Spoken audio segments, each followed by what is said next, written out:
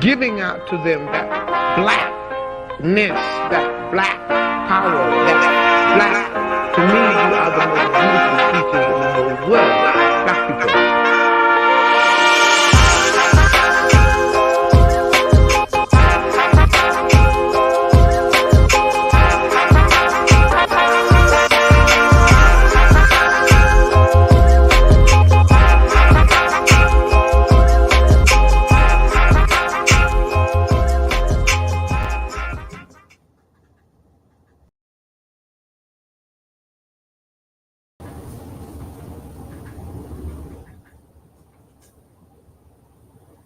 What's up, y'all? So I hear thunder. I hear the thunder. I knew it was going to happen, bro. I hear thunder out there. That's it. Is that thunder? What? That's fireworks. That's fireworks? What is that? Faraway fireworks in the other neighborhood. I thought that was thunder. That's fireworks. Oh my God.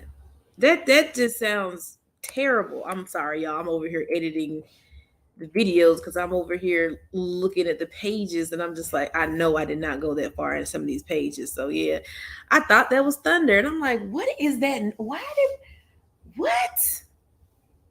Are you sure? No, that's What fireworks, is man. that? That's just like the fireworks you probably put on the ground and they just kind of like. Fireworks don't sound like that. That sounds like thunder. No, that's fireworks. That's thunder. I know the difference between fireworks and thunder. That is thunder. Why is this? It sounds so like menacing for some reason. I don't know. It just sounded weird. I'm like, nah, we ain't about to do this tonight. But anyway, y'all, what's up, y'all? I hope everybody's doing all right today. Well, it's supposed to rain tomorrow around 3. So, and it's hurricane season. But anyway, how y'all doing today? I hope everybody's doing okay. I hope everybody is fine. Let's see. Put that back there. I hope everybody's doing okay. I hope everybody's fine. Put my things up. Let me go ahead and say hello to everybody while I'm here. Oh my. Some of the comments just disappeared. I don't know. What happened to Noveika's comment disappeared? I don't know.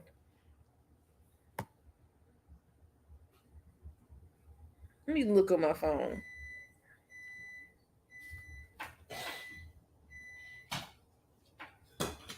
It's still up on here. Okay.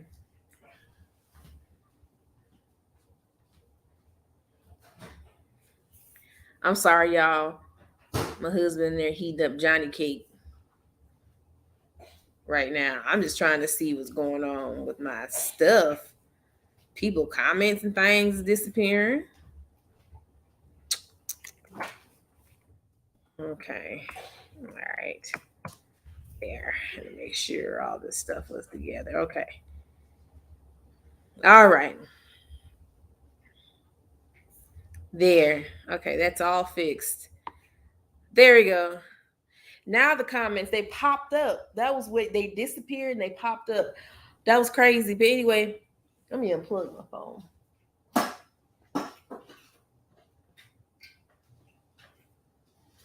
Okay. All right. What's good, y'all? I hope everybody's having a good day. Happy Thursday. I hope everybody's doing okay. Hope everybody's feeling all right. Bro, this book is getting me angry every time I read it. We're going to continue to keep getting angry as we keep reading this book. Jessica Boo, I feel you and your pain, and I'm so sorry you have to deal with these trifling tricks because girl, ain't no way. And Lizzie is getting on my nerves, bro. Like, girl, why is you so bitter? Like, what is your problem? For real? You just walking around with a yeast infection and an attitude. Girl, sit down somewhere. You acting real light skinned out here, girl. Anyway, let me take roll call. Hey, Noveika. Hey, Michelle. Hey, Usagi. Hey, Dante. Hey, Alex B. Hey, Greenlight. Hey, Jess. Hey, Jada. Hey, Dante. Hey, Hannah. Hey, AE. Hey, Janelli. Hey, MJ. Now, so for the finale of the book, I'm gonna have a panel with all y'all already know my panelists. We're gonna have it's coming up next week. We're literally in the middle of this book, y'all. We're almost done, so we should be done by next week. So I'm gonna have the panel up here, and we're gonna read the final chapter. And at the end, we just gonna have to go in, bruh. Cause I was skimming through some of this stuff the other day. My face got hot. My face got hot. The way they treated this girl, y'all, was unfair. And it was unjustly. And I was getting pissed off looking at Queendom today because Taeyeon was on there. So that made it even worse. But that's all right. We're going to get through it. Anyway, recap. She met AKA Posh from the Spice Girls. They chopped it up in Paris. She said you need to learn the difference between somebody just bickering and being bitter. And so far, these bitter ass bitches is coming out, girl. They just talking all types of like cash money shit towards Jessica. SM blocking her stuff. Lizzie out here taking group photos without Jessica. It's like a lot of petty ass shit right now. And my eye was twitching while I was reading this shit, y'all. Y'all eye gonna start twitching in a minute too. But we gonna get it, okay? So we gonna go ahead and start, all right? Okay. Why do he got that headband on like that? The dude that played for the Celtics. He know he got his forehead just he pushing his hairline way back. He's trying to hide it. That one right there, he kind of thick. Number thumb at 12. What are you talking about? What team? The Boston Celtics. He's like thick. He thick. Look at him. Okay, look at you, Mr. Thicky Thick. I'm sorry, my husband is watching the NBA Finals. He's so happy, y'all. He's so happy. Y'all know that man loves basketball. But anyway, hey, Alex B. So we about to get into it. So, oh, boy, I'm just already irritated about what I already know. So here we go. All right.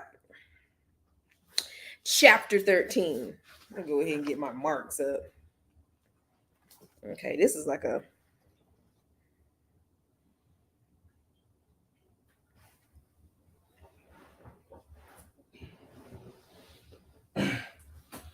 Okay, making sure I was in the right chapter.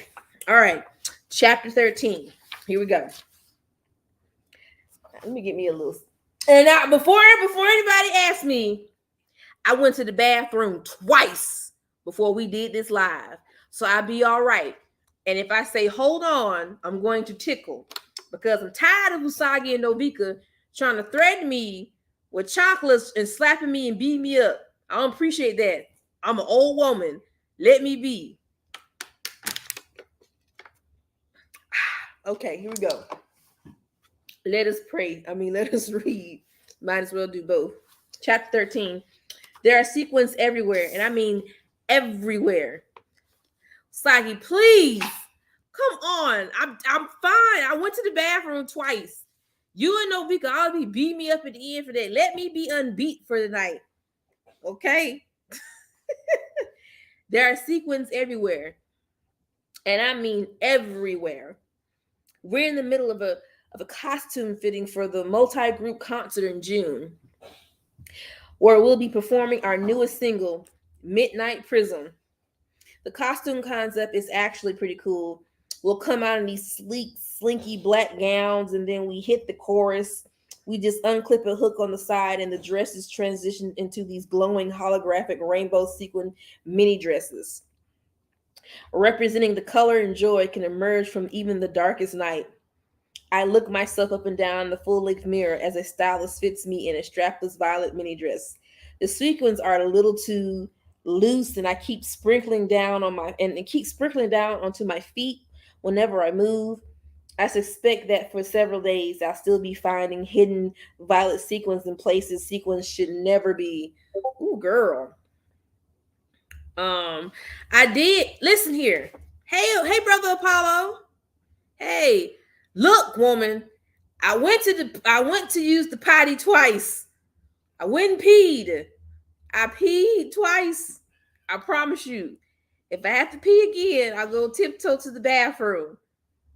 Don't hit me, please. Don't do it.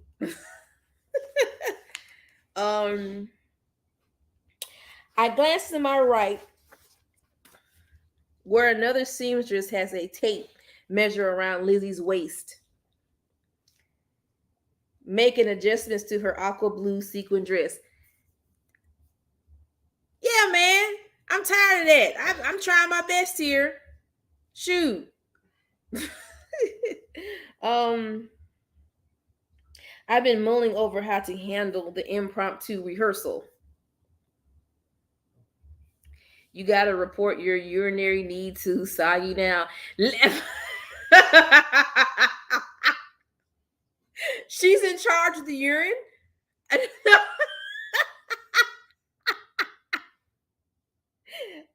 I've been mulling over how to handle the impromptu rehearsal situation since yesterday. Exactly. It when I have to go, I have to go. Hey, Super Doll. I need to broach the subject with her, but I'm not sure the best way to go about it. As for the other thing occupying every last one of my brain cells since last night, the one about certain feelings I may or may not have for Alex, I pushed that completely out of my head. It's too huge to contemplate. While I got a 75-year-old woman pinning sparkly fabric under my boobs. The seamstress finished jotting down my measurements, then tells me I'm free to change back into my real clothes. But before I do, I decide to take a chance connecting with Lizzie. Hey, Lizzie. Hey, bitch. She turns to look at me, wincing as the movement jabs pin in her side. Hey, I continue awkwardly. I was just wondering how Esther is. You guys really close, right? I know how hard it could be to be away from your sister. I decided not to bring up the rehearsal directly. Maybe Lizzie was really concerned about the new harmonies. And besides, if she did try to catch me missing rehearsal on purpose, better to get the root of the problem rather than focus on what's already been done. Lizzie blinks at me. You know what it's like? I nod slowly. Funny, she says. I thought you got to spend 14 hours a day with your sister every week filming a reality show. Shit, she's right. I start to double back to agree with her and acknowledge how lucky Leah and I are. When Lizzie continues, or go back even further, I thought you were the one who got to live at home with your sister instead of moving into the training house and hardly ever getting to see her. She's right again. This girl's a bitch. Hey Dante, this girl's a bitch, man.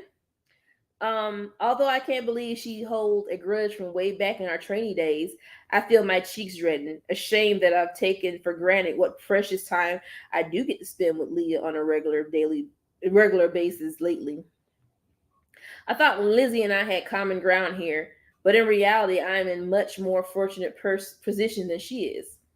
I open my mouth to apologize to better articulate the sympathy I feel for Lizzie's situation, but Lizzie just snaps. Are we done? Girl, I would have. Oh, okay. At the seamstress who nods and let her walk away.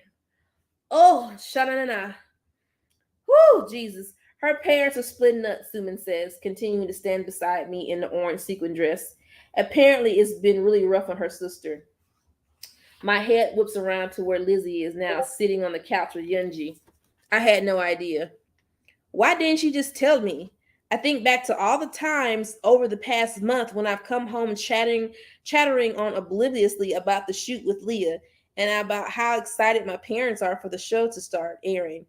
I feel like a total jerk.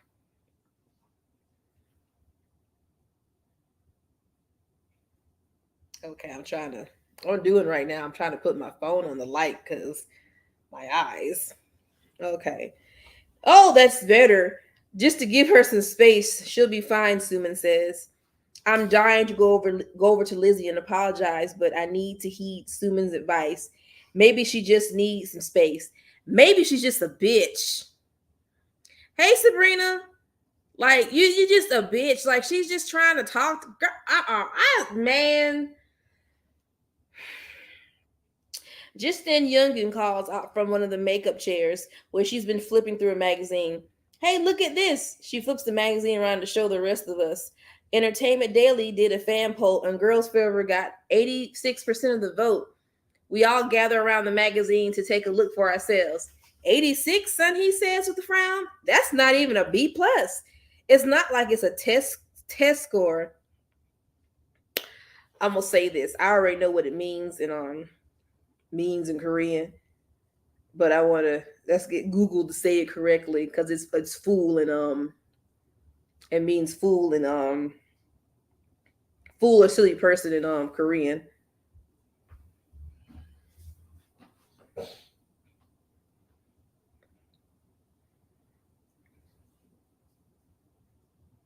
Hold on, let's go. Let's hear the translator say it. Baboya. There we go. Baboya. That's some time. Baboya. Baboya. Baboya. There we go. So anyway, there were over 20 girl groups to choose from. The second place group only got 9% of the vote. Ha, sucks to suck. Butterscotch, Ji-yoon interjects, looking over Mina's shoulders, and everyone else got less than 1%. We dominated, Mina finished smugly before handing the magazine off to me. I scanned quickly and farther down, way farther down. I see Akari's group, Team Valentine, with a measly 0.03%. We're okay, so I'm still trying to find out this group that Akari's in. We'll figure it out. But it seems like just a silly fun poll, but the agency take these things seriously. Besides, Girls Forever runaway win, DB always represents 8 of the other groups in the top 10. JVC. Okay, so my detectives in the comments, hey girl. Hey DePasia. Hey girl. So okay, y'all ready? So we got to put our detective work together, okay? AE, I need your tinfoil hat, girl, okay? So we're going to do some detective work, all right? So I'm about to read this, and we're going to figure it out together, okay? All right. So this is Akari's company. All right.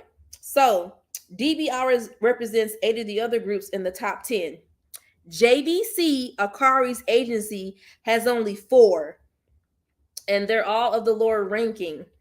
I'm sure things are going to be tense over there for a few days. I wish I could send a text of support to Akari, but now our friendship has dissolved so completely over the past 5 years. I don't even have her current number. JVC.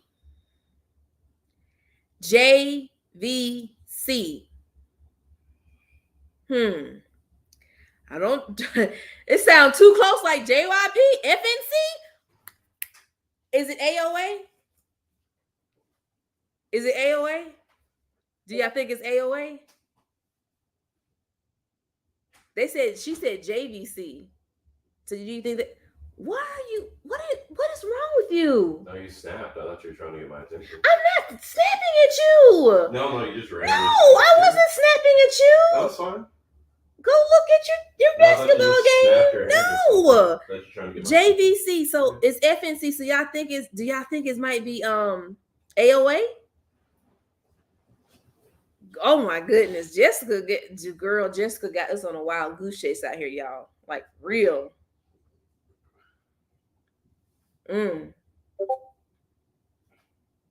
Okay. So that's something to think about. All right. I love Girls Forever because Lizzie dance breaks are always next level, says Claire of Melbourne. So Lizzie is Hyoin. Lizzie is Hyoin because she says her dance breaks are always next level. Oh my God, next level. I don't even want to think about that. So that's Hyoin. So Hyoin is the says Claire of Melbourne. Suman reads aloud from the article. She's totally my bias wrecker. Sorry, Yoonji. Lindsay grins at Yoonji, elbows her in the ribs. Don't worry, Yoonji. Everyone's still saying how hot you look, she says, patting Yoonji playfully on the butt. It's the new silver hair, Yoonjin says as Yoonji smiles softly. You look so sexy, Khaleesi. Oh my God. Throwing in these Game of Thrones references. Yoonji came back from her Vogue photo shoot with gorgeous silvery platinum waves. I'll admit, seeing her striking new look did give me a pang of jealousy over the shoot that should have been mine. But this morning interaction with Lizzie has reminded me that I need to be grateful for the opportunities I have been given and not feel sorry for myself for the ones I have not. And while I'm still frustrated about my missing Balenciaga, this little dose of perspective and good night's sleep in the Park Hyatt's amazing body temperature regulating bamboo sheets has me feeling a little better than I was when I first discovered it missing from my closet. I realized that the girls don't know how much the bag means to me. How could they? They think it's just some freebie from a random fan, and it's not. Like I never told them anything different. Someone's probably just borrowed it without asking. Wouldn't be the first time. Still, I would like to know where it is. I clear my throat trying to keep my voice level. Hey guys, have any of you seen my Balenciaga bag? It's missing from my maroon. You mean the blue one the fan sent you? Ari says, fussing with the cap sleeves of her yellow mini dress as she slips on a pair of high Prada platforms. I haven't seen it. For a second, I considered telling the girls the truth, that the bag wasn't just from a random fan, but for someone important to me. But this thing with Alex still feels so precious and new. We haven't even officially defined the relationship yet. Then I'm hesitant to let them in.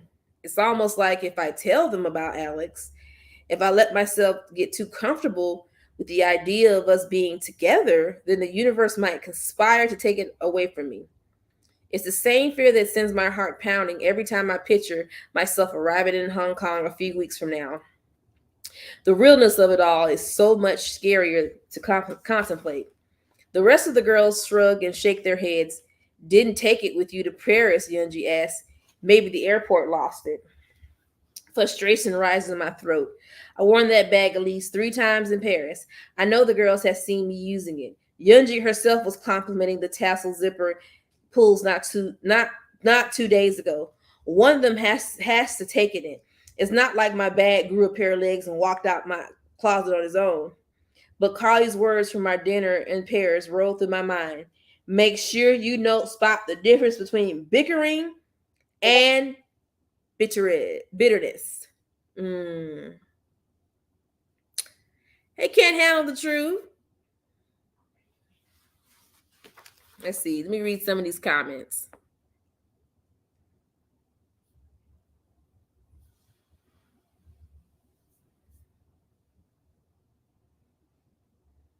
Okay. Yeah, she's trying to throw us off with these names. Yeah, she's still, Yowen's funny, but she's just bitter. I remember that time she got in trouble because her ex-boyfriend was fighting and stuff, and she almost pushed that dude off well, she ain't pushed him off, but he almost had a little accident.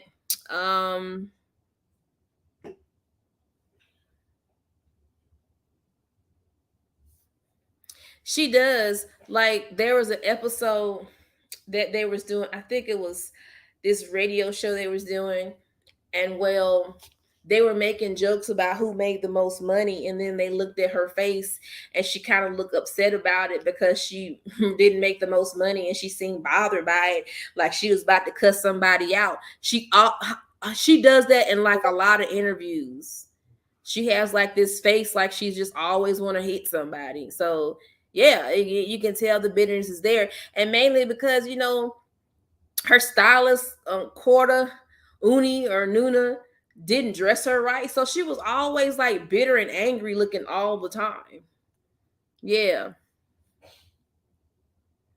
Hey, Lami. Okay, so let's keep going.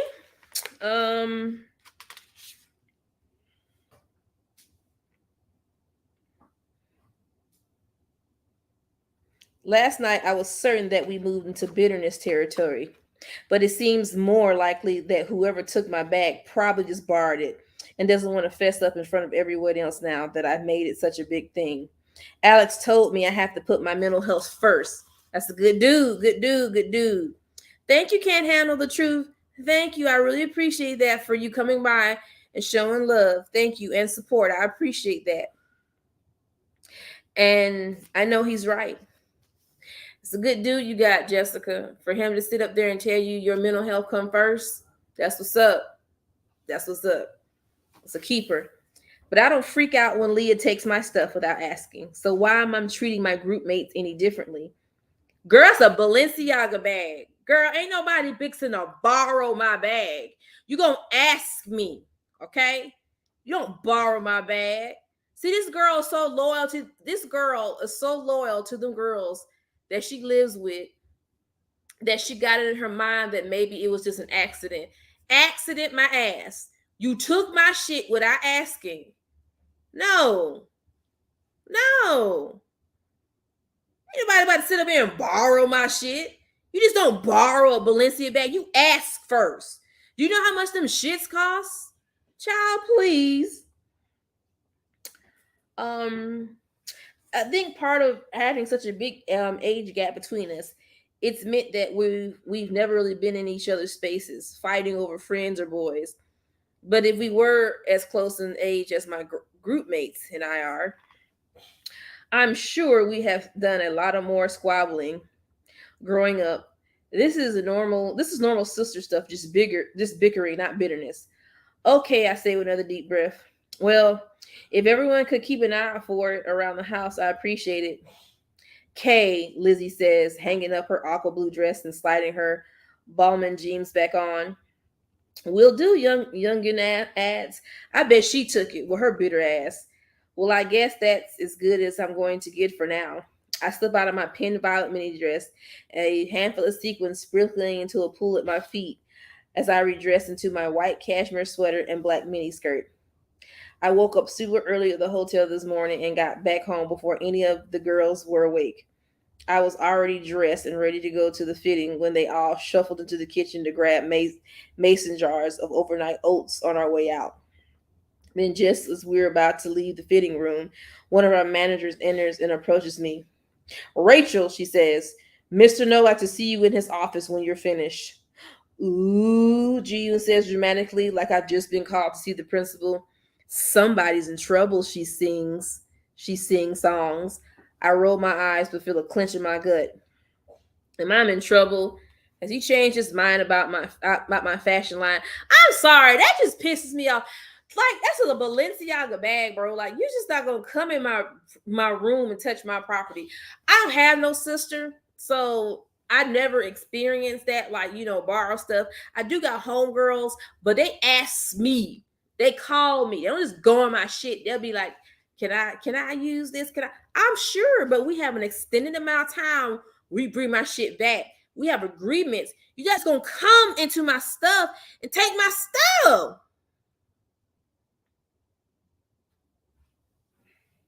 Like, that irritates me just thinking about that. Like, you just gonna take my stuff? You gonna take my girl? I'm sorry. That just really irks my nerves knowing that they did that shit. But anyway,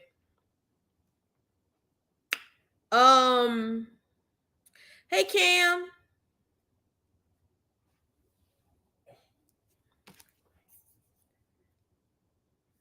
Okay. Like, this is so that just irritates me, y'all. I'm sorry I went on that rant. Girl, no, I'm gonna have to fight somebody. Y'all gonna find my stuff. Or you gonna find your way to the hospital. Anyway, I'll be right there, I say, and the manager nods, scurries back towards Mr. No office. I quickly finish getting dressed and slip out of the fitting room. I guess there's only one way to find out. As soon as I walk into Mr. No office, I know right away it's bad. I could tell by Mr. No's steely expression and the fact that Mr. Han is there, pacing the room, hands claps behind his back. He stops pacing when I walk in. All right, Mr. No, Mr. Han. I'm not reading that word. Actually, they're saying hello in Korean. I don't want to mispronounce this. I ain't saying it. Sit, Mr. No, says, his tone matching the expression on his face. I do, folding my hands on my lap. For a few excruciating seconds, everyone is silent.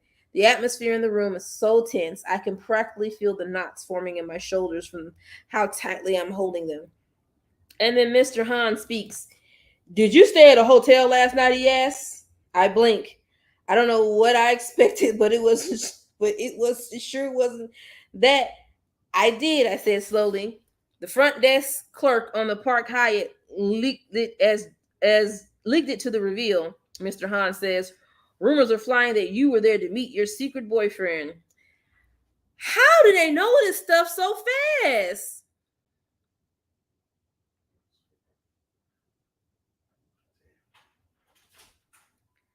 How? What is that? What? How?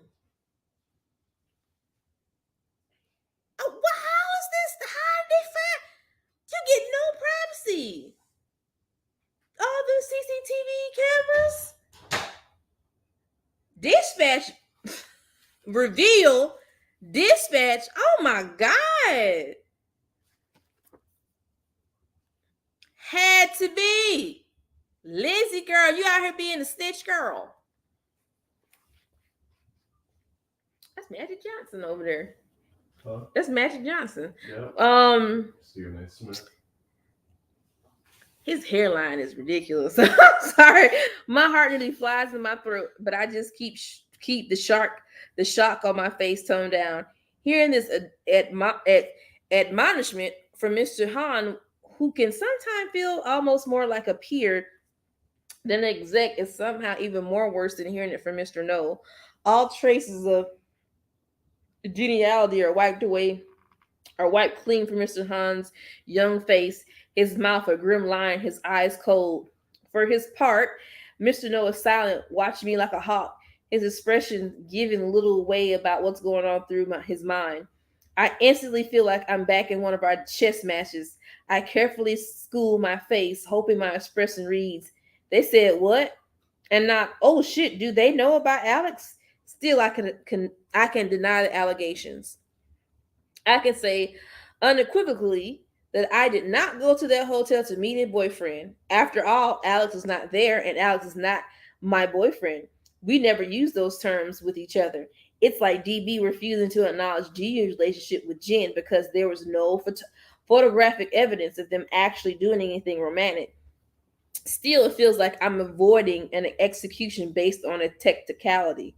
That's ridiculous, I say with more confidence than I feel. I was completely alone at that hotel. I stayed there because our recording session ended late, and I didn't want to disturb anyone by going home. Maybe it's not the whole truth, but it's most of the truth. It was late when I left here. They should know. They were both in that recording studio with me, and almost 2 a.m. They don't even know that I went and got home. I was melting down over a lost bag. I can still feel Mr. No's eyes on me, appraising. I swallow hard. Finally, he speaks. "What you're saying may be true, but you still should have known how this would appear to the public," he says coldly. "You've been in this business long enough to know how these things work. What you did was both selfish and thoughtless on your part." The girl went to the hotel to sleep. She just, oh my God, child. Dang, Crystal, let the stank nigga hit. Poor. Not the stank.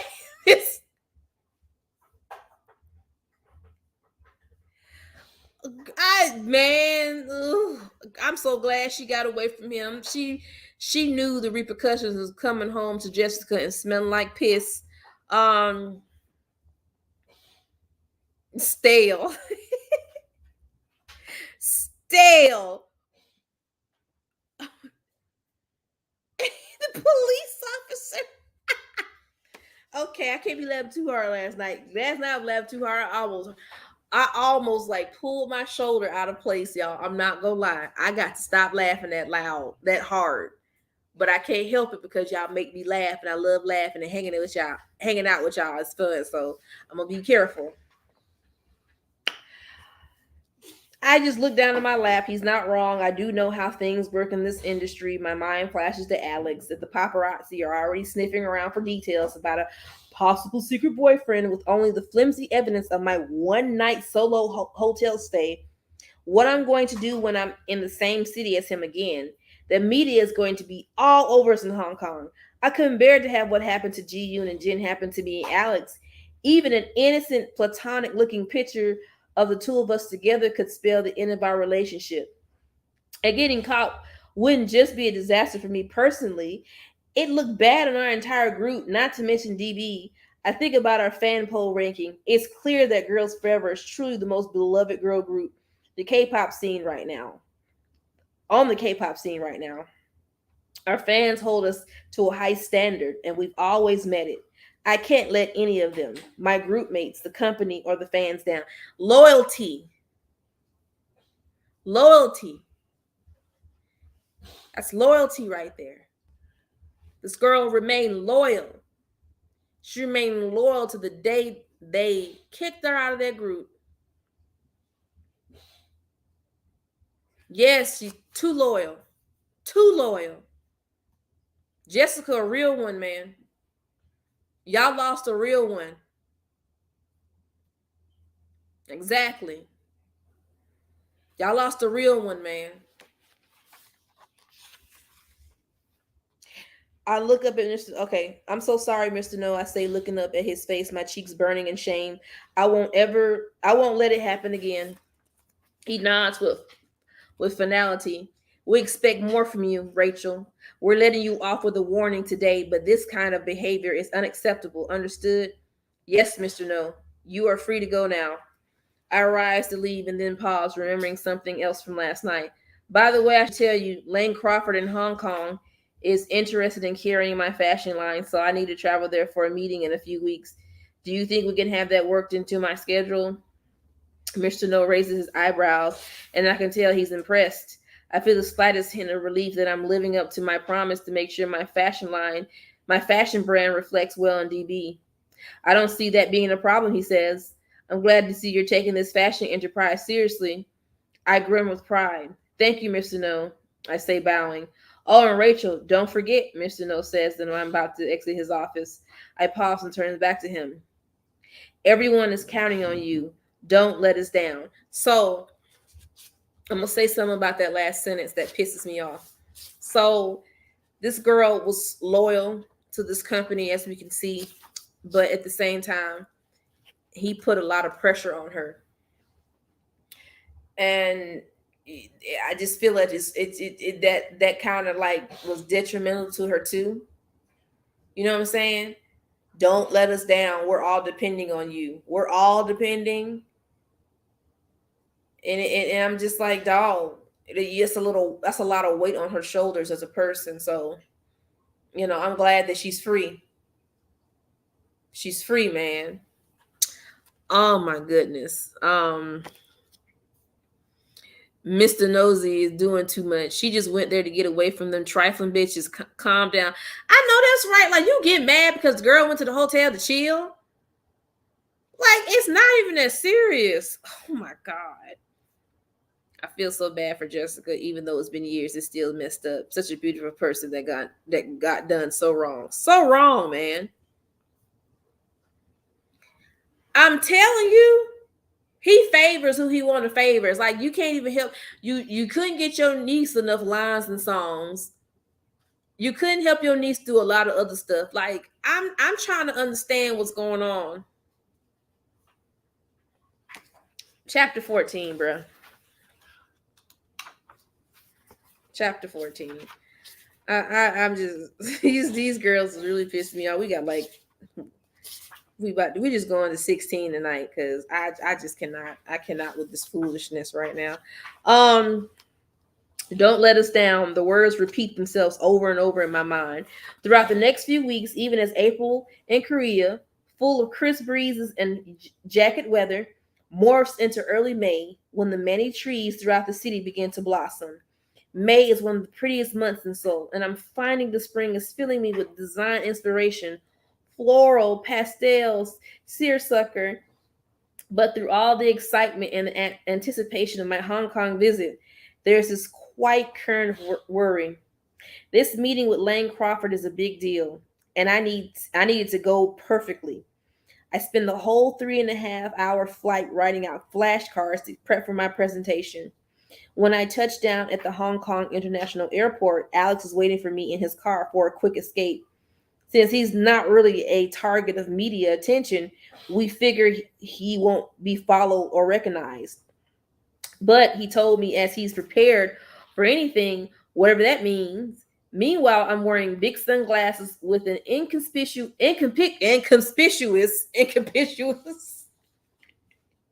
Inconspicuous. I'm sorry. Baseball cap pull off my face. My bad. So far, so good. But just to be safe, he parks in the long-term lot and texts me where to find his car. I slip into the front seat and lower my sunglasses, glancing into the rearview mirror. Are we in the clear? I think we are. He turns to look at me with a grin. Hi. Hi. Uh-oh. Alex and Jessica are together in the car.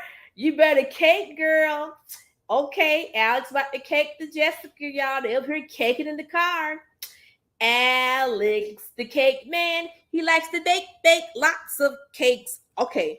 Got something for you, he says as we pull apart, reaching across my body to open the glove box. He pulls out a snack bag of hot Cheetos.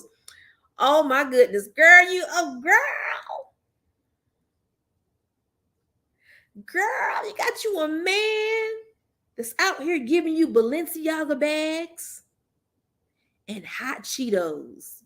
Okay, girl. Adorned with a stick-on bow. I burst out laughing and lean in for another kiss. Wow, what service. This is definitely boosting up your Uber rating, sir. Oh, he done gave her a bag of hot Cheetos and she done slobbered him down. I'm telling you, girl, you better do that, Jessica. I can't wipe my mouth. I can't wipe my mouth. My bad. I can't wipe my smile off my face. Even as I realize my baseball cap is falling off the back of my head. Who cares? Part of me wishes we could just spend the rest of the weekend right here in the darkness of the parking lot. Oh, so you tell me you and him want to be in that dark ass parking lot while he beats them cheeks together like Alex, the cake man. He likes to beat my cheeks. Okay. We drive out of the lot and into traffic. Suddenly, a flash of movement in the rearview mirror catches both of our attention. To get out of long-term parking, we still have to pass by one of the pickup areas outside the arrival terminals. Several people who were hanging out by the airport doors waiting for their rides have started running towards the van parked behind us. I see one of them reach into his duffel bag and pull out a camera. Oh my God, how's it even possible? Are they freaking magic? Alex, is undercover paparazzi, I say, panicked. It must be for someone else, right? Oh shit, Alex says. Not worth any chances. Buckle up, Rachel. It might get a little bit bumpy. Fumbling for my seatbelt as he peels through the traffic, and much to my shock, the van immediately follows us, swerving around cars to stay right on our tail. Shit, I say. They're following us. Alex presses harder on the gas pedal, picking up speed. Cars honk furiously at us as we weave through the lanes. My heart thumps wildly in my chest. Don't worry, I'm an excellent driver, he says. I twisted my seat to see the van still hot on our heels. They're gaining on us. Alex presses a button on the car's touchscreen to make a call. The phone rings. Whoever he's calling picks up immediately. Alex, the voice says. Hey, Daniel, you see the situation? Yep, I see it, Daniel says. Who is that? I asked. My buddy. He drove me to the airport in his separate car in case something like this happened. See the red Honda behind us? I was so fixated on the van that I didn't even notice that the red car speeding through the lanes behind us. It has the slightest lead against the paparazzi van, but they're pretty neck and neck. Time for plan A, Daniel asked. Time for plan A, Alex says. Rachel, hold on tight. The phone goes dead as Alex zoom off the highway and onto the city roads. Girl, you done got with a man out here driving like he's a Fast and the Furious, girl.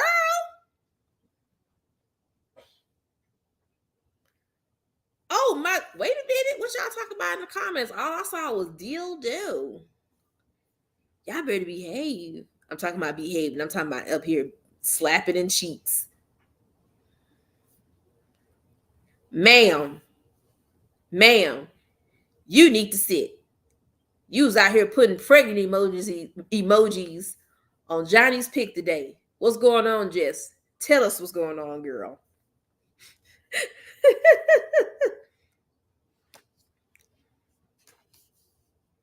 That's what I'm saying. I'm like, what is going on? Girl is out here. Girl, y'all, listen, y'all. It's up here. It's this is the Fast and the Furious out here. Let me tell you, girl. Okay.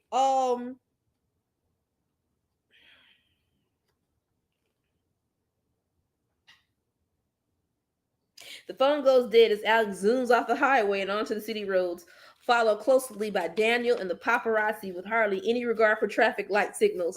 I cling onto the car handle for dear life and my heart's racing, sweat starting to form at my forehead. As terrifying as this all is, I can't help but feel slightly thrilled by the adrenaline pumping through my veins. Wait until I tell Leah that I was in a high-speed car chase.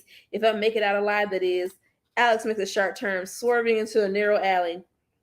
Daniel's right behind us, and the paparazzi van right behind him. The alley is getting more and more narrow, nearly scraping the sides of our car. Oh my God, we're not going to make it. Suddenly, Daniel slams on his brakes. The red Honda skidding to a stop in the middle of the alleyway. The paparazzi van nearly crashes right into him, but they stop just in time, with Daniel's car blocking them and the alley too narrow for the van to go around. The paparazzi are stuck, forced to back out of the alley and find another route. I see them in the rearview mirror, the photographer stepping out of the passenger door and slamming his hand on the hood of the van just as we squeeze out of the alley to make our escape. Alex and I both let out a victory scream. I can't believe what just happened, I cried. So this was what he meant by being prepared for anything. I told you I'm a good driver, he says, laughing and slapping his hands against the steering wheel. Woo, that was fun. As we get farther away from the alley. Girl, Jessica, you just had an adventure. You just had an adventure, didn't you? Hey, Jada. Oh my goodness. This chapter done went from like 0 to 100. As we get farther and farther away from the alleyway, my heart rate starts to go back down to normal. I place my hand against my chest, feeling my heartbeat turn to look at Alex. When you said we can get through anything together, you really meant it, huh? Alex grinned. Yep, it's you and me against the world, Rachel. You and me and our good friends like Daniel, that is. I laughed. Me and Alex against the world. With him by my side, I really do feel like we could take on anything. High-speed car chase and all. Even though Alex offered to host me, I booked a room at the Four Seasons. It's just safer that way. With the possibility of paparazzi lurking, the chasing of the airport hammered home the fact that we'll have to lie low on this trip. As much as I love to stroll through the street markets hand in hand with Alex, I'm just as happy to spend the weekend hanging in his apartment, flipping through books on his shelf and making fun of his color-coordinated cereal boxes. His buddy Daniel has been amazing, helping us get between the hotel and Alex's apartment without being spotted. Going ahead is lookout and scoping out any potential photographers who might be hiding nearby, even offering to create a diversion if we need one. It's sweet how willingly he is to help with his best friend. Though when Daniel starts to describe how he used the leftover sparklers from New Year's as a distraction technique, Alex eventually has to say, okay, 007, I think we got it from here. From the way Alex says this, I get the sense that this is his first time having to temper Daniel's plans. And eventually I learned that Alex and Daniel were bonded for life during a college prank gone wrong, which somehow involved an evil bunny, a priceless violin, and an LSAT tutor. I don't even know what that is, but that's their business. Sunday night, we're hanging at Alex's place, trying to make our own oxtail soup, since going to Ox Cafe would be too risky, when all of a sudden Alex let out a swear and runs out of the kitchen. What? Did I ruin it? I say, instantly jumping back from the stove. I warned him I wasn't exactly a pro in the kitchen, but he insisted I can handle stirring the beef and vegetables. No, it's not that. I'm supposed to be on a video call with my family for my grandma's birthday today. Alex yells from the next room. I turned down the stove heat and joined him in the living room just in time to see him pull out his laptop and settle on the couch, glancing at the time on the screen. Good, he says. We're only 5 minutes late. I said hesitantly, taking a seat next to him. You want me to meet your family? Of course, he says, still focused on logging in. Then his fingers pause over the keyboard and he turns to look at me. But you don't have to if you don't feel comfortable. I understand. I smile and give Alex a kiss on the cheek. If you trust them, I do too. The butterflies kick in as Alex logs on to his family's video call. I've never met the family of the guy I'm dating before, except for the one time in Canada when I wound up having dinner with Jason's 3 exuberant aunts. But that wasn't really anything official. I tucked my hair behind my ears and smoothed out my white shirt stained with tomato paste. wishing I had time to put together a more proper meet the family outfit.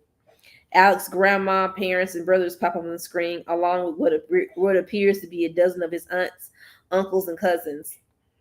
I freeze when he said he had a video call with his family. I didn't realize the whole family. I do trust Alex. I want to trust his family, but my K-pop survival instincts are ringing all kinds of alarms.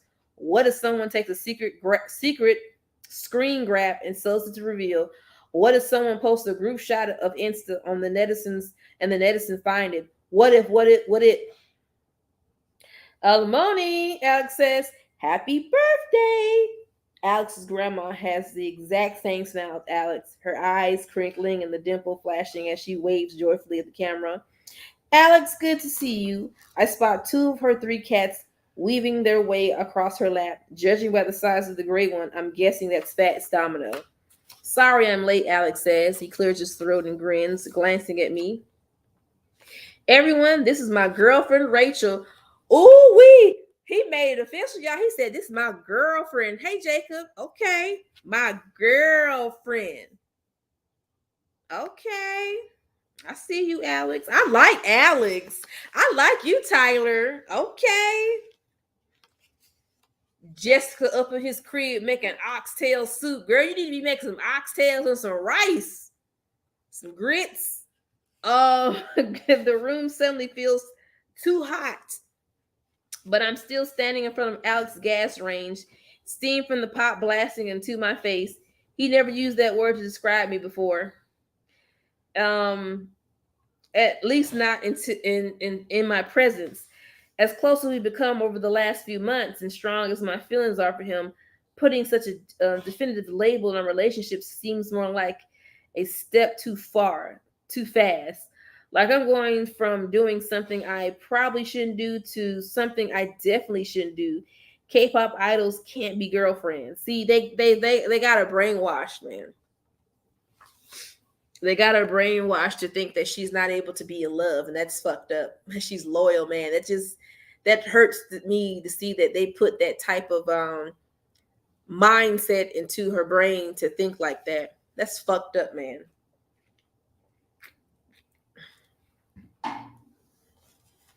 I feel Alex's eyes on me and realize everyone is waiting for me to respond. I'm not even pronounce that word because I'm gonna mispronounce it wrong. All it is hello in Korean, and that's all I'm gonna say. I say quickly, bowing my head. "So nice to meet you all. Halmani, happy birthday." My heart is thudding in my chest. I glance at the tiny boxes of various Gions who had dialed into the call, noting a few of the younger family members whispering to each other and nudging each other in the ribs. I hear girls forever. "Ooh, she done fucked up." Oh no. Whisper shouted from a corner where a girl with a ponytail who looks about 10 is sitting in her mom's lap. Then they realize their mic is on and immediately switch themselves to mute. "Well, guess the cat's out the bag." "Hello, Rachel," Alex's mother says, pulling the focus away from the apparent fan. I recognize her right away from the family photos he showed me. She has a calm, reassuring vibe, and even through video chat, I can feel instantly safer in her presence. "Alex has told us so much about you. Congratulations on the fashion line." I bow my head again. "Thank you so much. Alex has been an incredible support." Hello, sorry, I'm late. Happy birthday, Uma." A bigger man with messy hair and an untucked dress shirt blows into the frame, his webcam jostling as he gets himself situated. Based on the scattered vibe he's giving off at the eye rolls I spot from some other Gions, I get the impression that this is somebody who's often late to family gatherings. "My Uncle Hugh," Alex whispers to me. "Work's been a nightmare. Everyone's merging and acquiring like it's going out of style." Hugh rambles in a blustery rush. "Anyway, what I miss?" There's a pause, and then eventually Alex's mother chimes in. "We're just being introduced to Alex's girlfriend, Rachel." "Oh, excellent. Where are you, Rachel? How do I get this thing to show everyone at once?" "But put it on gallery mode, Uncle Hugh," the ponytailed girl says. Beside me, Alex starts silently chuckle, and I can't help but giggle. "Hi, I'm over here," I say. "It's nice to meet you, Mr. Gion." Ah, there you are. Great to meet you, Rachel. What do you do in the finance biz like my nephew here? Oh, girl. Oh, my girl. Girl, when you go back, they gonna get you. Again, there's a pause. Incredulous faces fill each frame, and the ponytail girl looks personally offended. I'm a singer, I say hesitantly. Oh, good for you. Best of luck with that. The entertainment industry can be so hard to break into. I know a guy from school, 45, and still singing in cafes. Pretty sad, really old Nora. I heard you had a monster soccer game last weekend. And with that, the conversation shifts to Nora and Jeremy, Alex's 10-year-old twin cousins from Seattle, who takes turns showing Hermione their soccer trophies and new cleats. Over the next 30 minutes, I try to let myself relax into the conversation, but the word girlfriend keeps ringing in my ears. Eventually, when Hermione informs us all that it's time for Elvis' diabetes shot, the call ends. Alex closes the laptop and turns to face me, taking my hands into his. How was that? I hope it wasn't too overwhelming, he says. I promise no one was recording or anything. My mom warned them all ahead of time. They get it. Well, I mean, except Uncle Hugh, obviously. But I think you're safe there. I shake my head and smile. I'm not worried about that. And it's true. I may have spent most of the video call worrying about the official status of my relationship with Alex, but even through my nervous state, I could tell his family was genuinely kind and respectful. There's no way Alex's mom or Hermione or even little cousin Nora would sell us out. Your family's pretty great, I say to Alex. He grins back. Yeah, they are. For a moment, I get lost in Alex's eyes, picturing us a future Gion family gatherings, imagining how Alex's mom and Uma would get along, and how Nora would die at the chance to spend time with Leah. Would it be so wrong to let myself be his girlfriend, to call him my boyfriend and bring him home to meet Appa? Buzz, buzz. The timer on Alex's stove buzzes, alerting us that the oxtail soup is done. And with it, I feel all my happy fantasies topping away. Don't let us down, Mr. No says. I think of Kang, Gina, and Jung, who chose to follow their hearts and paid the ultimate price. Gina losing her career as an idol and Jian losing her boyfriend. I need to get out of here. My brain is scrambled, a mess. I should be focusing how to best position my bags for Lane Crawford, not getting lost in fantasies of things that will never happen as long as I'm a DB idol. I hop off the couch, grab my jacket from the back of the dining room chair, and look around for where I left my bag. Hey, where you going? Alex says, staying in the living room doorway, his brow furrowing confusion. Don't you want to taste the fruits of your labor? I just realized how late it is, I say, avoiding his eye. I feel bad about abandoning our plans for the evening, but I know it's for the best. I can't let myself get distracted. My work has to come first. I have a lot of prep work to do for tomorrow's meeting. I should probably just grab some room service from the hotel. Finally, I spot my bag hanging on the knob of his apartment door and sling it over my shoulder. I see you tomorrow, right? Sure, he said, still looking at a loss. Great, see you then. I throw open his door and I'm halfway down the hallway, when I hear Alex say bye. I feel sad. Isn't that sad? That's sad. And he's so oblivious to the fact that she's like, yo, I'm an idol. People can't see me. And girl, it's a mess, honey. It's a mess. All right. So we on chapter 17. Okay. All right.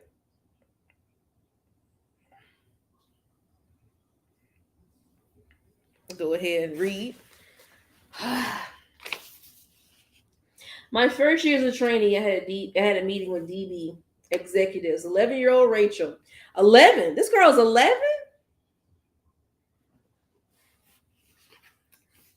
Anyway, 11-year-old Rachel was so racked with nerves that when I dismissed and could finally unclench my fist, I found both palms marked by my red crescent moon imprints. They didn't fade for the rest of the day. Even now, meetings with DB execs can still be slightly terrifying, but at least with the execs, I know what to expect. Mr. Han is the most easygoing, but that doesn't mean you should push his button. Mr. Shim might give you some intense eye contact, but Mrs. Shim, but she's usually fair. Mr. Lim can be highly opinionated, but also gives out compliments more freely than the rest. Fashion industry meetings, though, that I have no roadmap for. The secretary peers over her computer screen at me. Let me know if you change your mind about coffee or tea. Thank you, but I'm good, I say. I already consumed too much. I consumed too much caffeine back at the cafe and the Hobby Lobby. The Hobby Lobby. Oh my God. Y'all, I ain't got my glasses on, so I'm just like winging it right now. In the hotel lobby where Alex and I meet up earlier this morning. I felt bad about the bailing so suddenly last night, even though Alex didn't bring it up. But when I asked how the oxtail soup turned out, he just gave a small right smile and said, tight smile and said, "It was delicious. Would you wish you could have tasted it?" We ordered iced coffees. I figured a straw meant less opportunity for spillage on my carefully selected outfit, and Alex quizzed me with my flashcards until it was time to head to Lane Crawford. "You'll be great," he said as we approached a gleaming glass office building. "I'll meet you back at the Four Seasons afterwards." "You're not coming?" I asked, alarmed. I assumed Alex would be by my side at the meeting, offering more support. "No, I'm just a facilitator. I get you guys in the room together and you take it from there," he said with a confident smile. "Remember, Rachel, this is your vision. No one knows this line better than you. You're going to nail it." And with a quick kiss, he was gone. In the Lane Crawford reception area, I glanced at my watch. The meeting was supposed to have started 20 minutes ago. Finally, the secretary leads me into a sleek conference room with floor-to-ceiling windows that give us a view of the bay. The woman dressed in a chic pantsuit, the dark hair pulled into a low ponytail, and rises from a mahogany table to shake my hand. "You must be Rachel Kim." Hold on, y'all.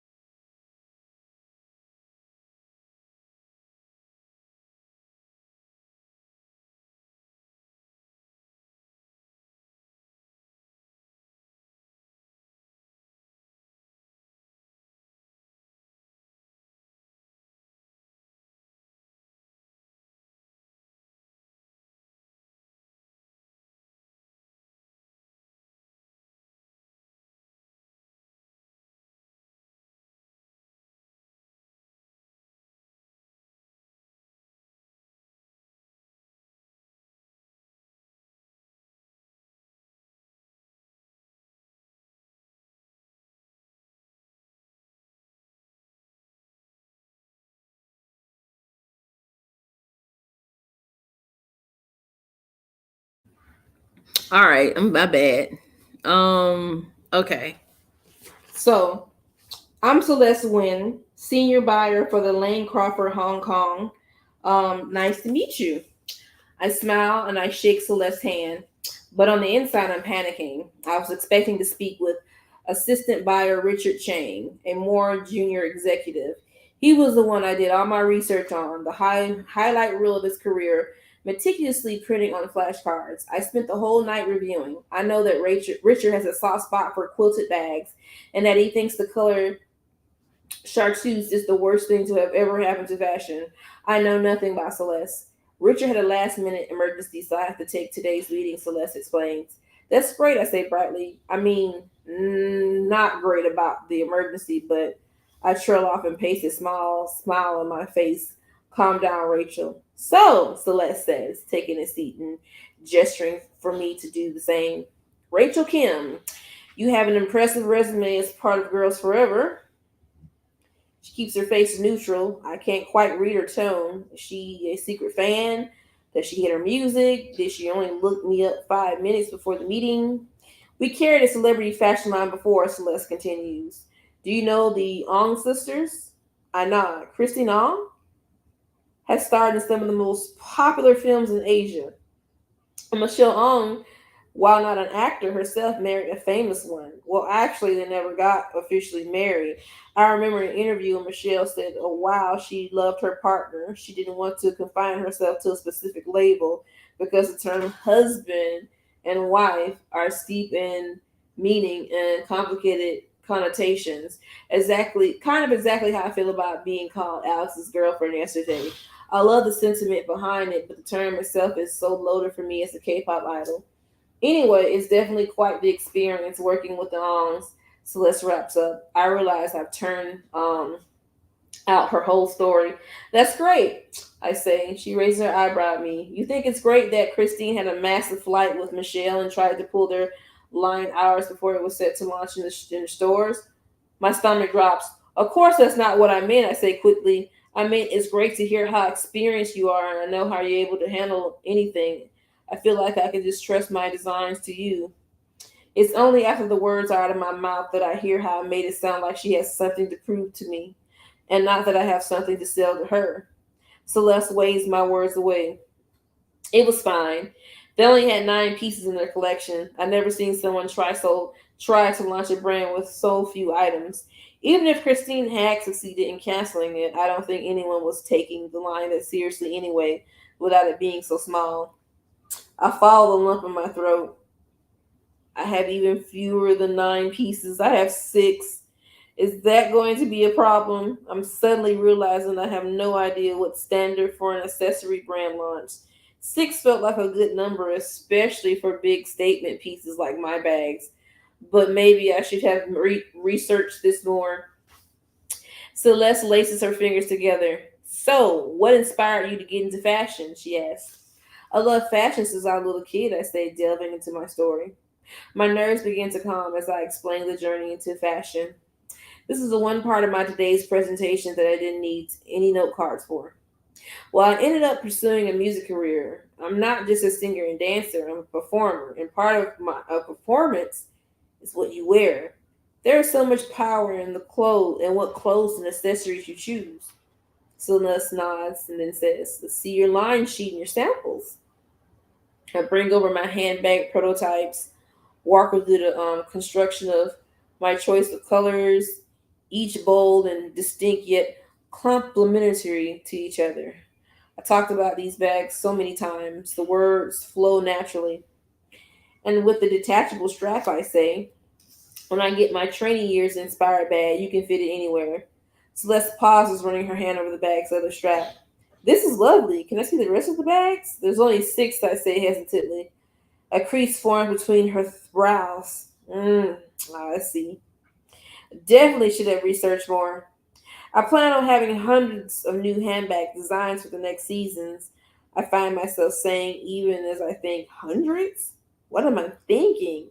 Hopefully, Celeste will understand. I'm speaking in hyperbole.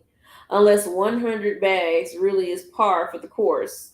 My head is swimming. Designing the bags was so much fun that I didn't realize how much out of depth I am when it comes to business fashion.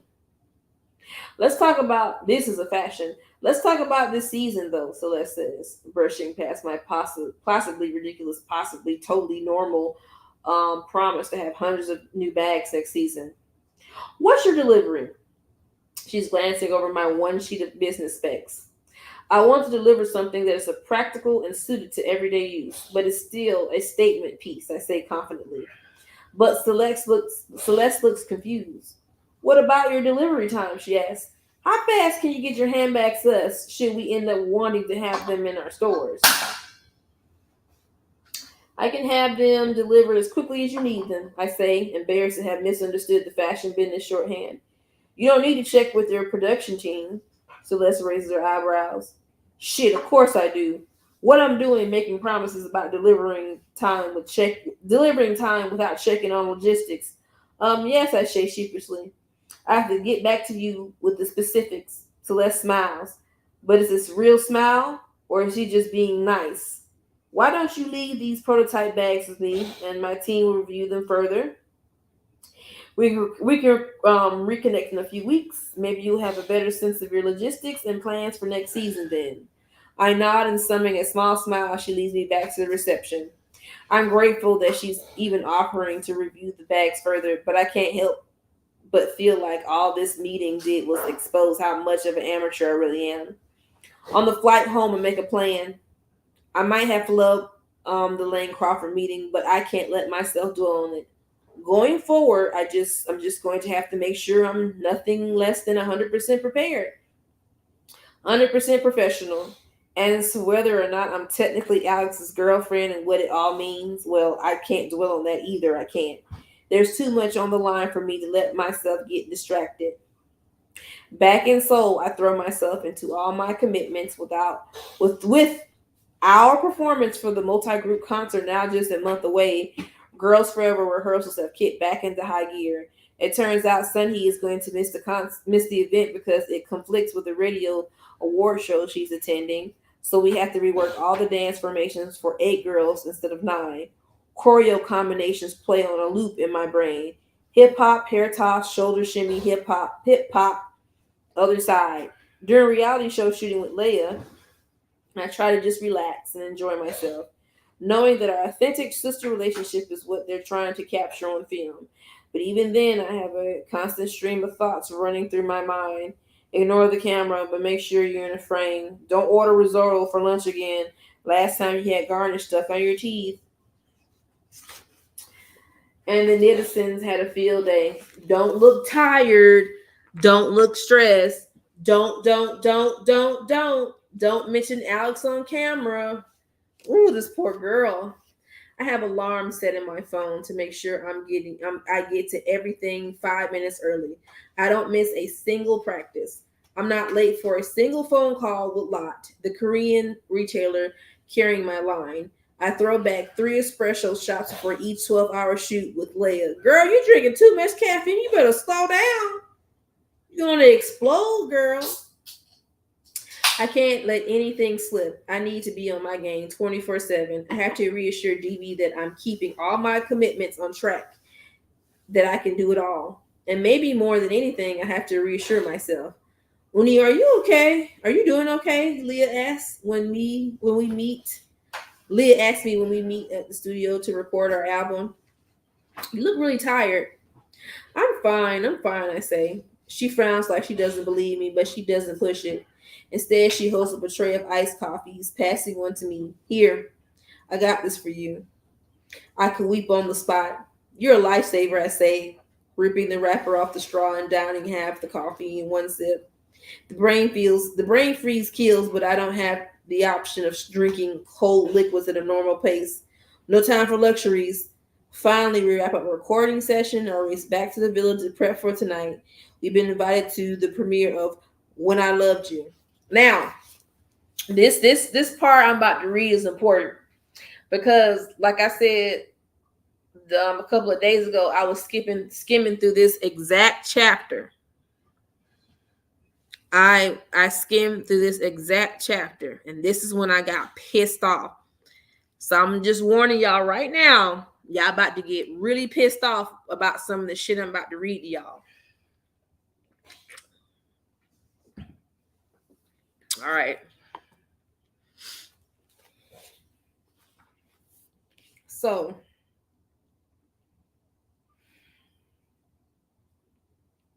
we all been invited to the premiere of When I Loved You, and the hair and makeup team DB arranged for us to already have been at the villa for 2 hours.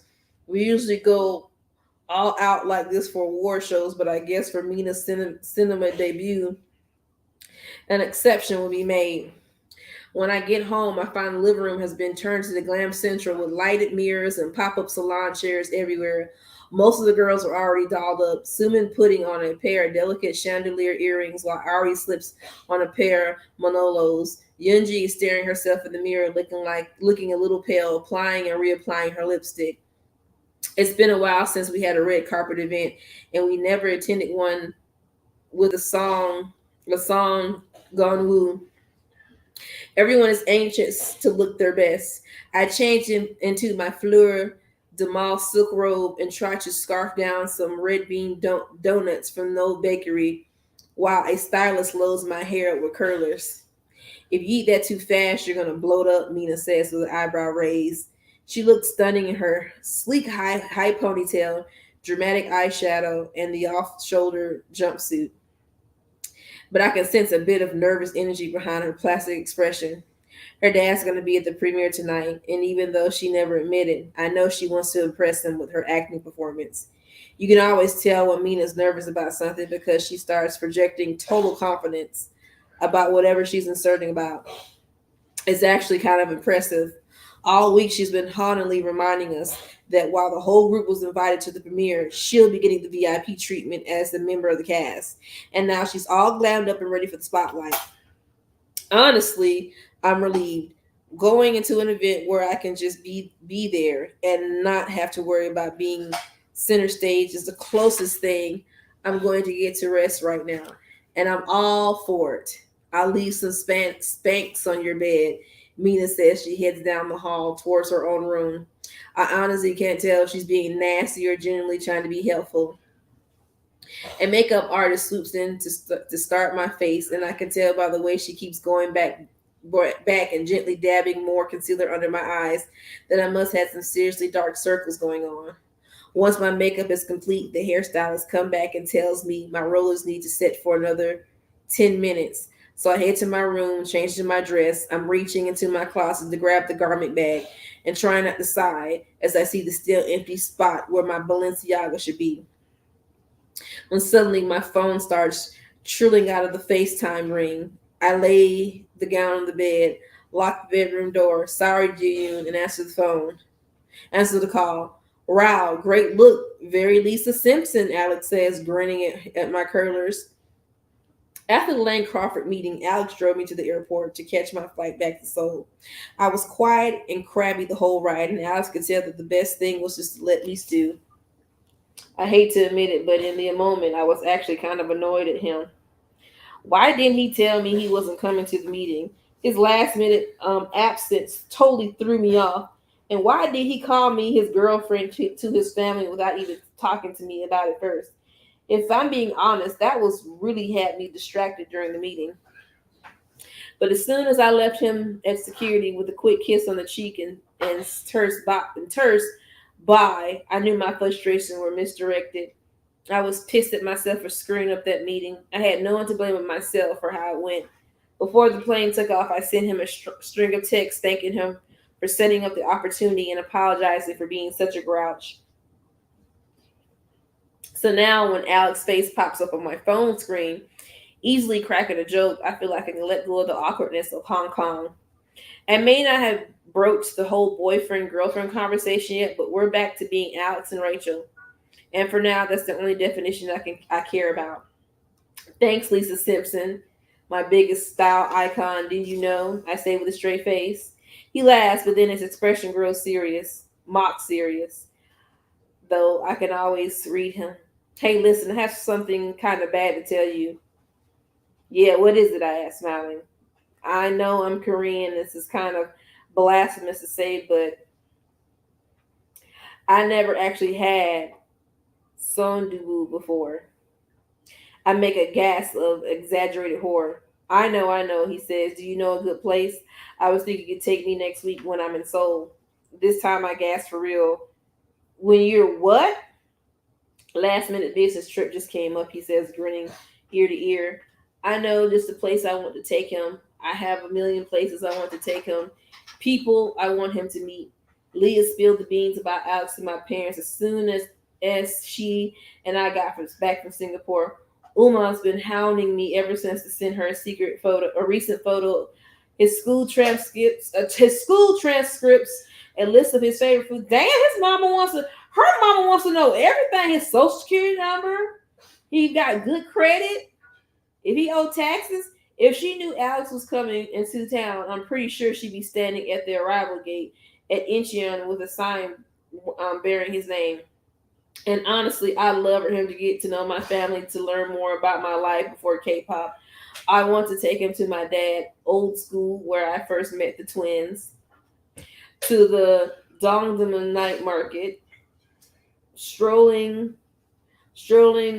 Muka. I cannot pronounce that word. It says Mukja Goma, looking for the best dumplings, live music at Owl's Rooftop. But how much of that can we actually do? There are eyes everywhere here. If being with Alex on this home turf felt like a big step, being with him in Korea would be huge. If you worry about the paparazzi getting pictures, Alex says, reading my expression, I have a friend who lives in Seoul. She can come with us. That way, if the paparazzi get photos, it would be photos of two girls and a guy. It's less suspicious. I shake my head. No, I want to see you one on one. We'll figure it out, he says encouragingly. Any word from Lane Crawford, I asked. Celeste had said we reconnect in a few weeks, but it's been radio silence ever since. Alex's face grows serious again, but this time I can tell it's for real. Not yet, he says gently, but that doesn't necessarily mean it's the past. Maybe they just haven't had a chance to review the designs yet again. My heart sinks, or maybe they have reviewed them and they decided I'm too amateur for even bother responding to. Given the awkwardness of the meeting, I wouldn't be surprised, but it's still a blow. I hate that I let myself get my hopes up in international presence for my first ever fashion line. What was I thinking? Just then the doorknob wriggles. Rachel, Jung calls out, "Why is this locked?" "Oops, that was by accident," I yell. To Alex, I whisper, "I gotta go," and then I hang up the phone. Here we go, y'all. Here's when shit starts to get real, okay? When we arrived at the premiere, the girls and I posed for a group photo. I quickly smooth out of my dress. A cream-colored fitted strapless maxi with a ruffle trim, thigh-high slit, and sweep my waves over one shoulder, smiling for the camera. After nearly 6 years of this, I learned how to give the world a radiant beam, even when inside your bae. What? You're DJing over there and you're pressing the buttons, and I can hear it on my live. Is this better? That's better. It's better. Anyway, after we get the group shot, Mina rushes up to greet Park Yua, who plays her mother in the movie. Even though they're only 10 years apart, as Mina poses for a few more shots with Yua, the rest of us start heading toward the event hall. I can feel the air conditioning as Suman holds the door open for me. I'm dying to step inside out the warm late May evening air when suddenly I hear my name being called. "Rachel, hi!" I turn at the familiar voice and see Maxwell Lee Harris waving at me from behind the camera, the Vogue photographer from Paris. I wave back as he approaches me. "So good to see you again," I say. "What are you doing in Seoul?" He gestures to his camera. "Working, of course," he laughs. "It's for the feature we're doing on Korean entertainment crossovers to the West. I beg Anna to let me come grab some shots here in Seoul. It's been too long since I've had a good triangle gimbap from a 7-Eleven here." I laugh. "Surely there are better gimbaps out there." He shrugs. "It hits different when you buy one from the 7-Eleven. He leans back to admire my outfit. "You look fabulous as always. That color looks great on you. And those hair clips." I touch the gold bar statement clips pinned to the side of my hair. I thrown them after the stylist took my curls out, and I was feeling a little too poodly. The clips helped tone down the volume. "Why, thank you." Let's see. That cream and gold combo, you are totally matching with the main male leads, he says excitedly. "I have to take your photos together." "Oh," I say in surprise, as he ushers me over to where Jason and Song Jin Woo are posing for the cameras. Now this part is when shit starts, that people start getting bitter. So y'all listen. "Okay. Rachel," Jason says when he sees me. He's wearing a cream suit with a muted gold shirt. He still can't dress. It's been 5 years and this man still can't dress. Trifling. We really are coincidentally matching. So glad you could make it. Did you see Senna yet?" He gestures across the red carpet, and I see Senna wrapping up an interview with the star. Her bright red hair glowing against the sheeny pearl of her gown.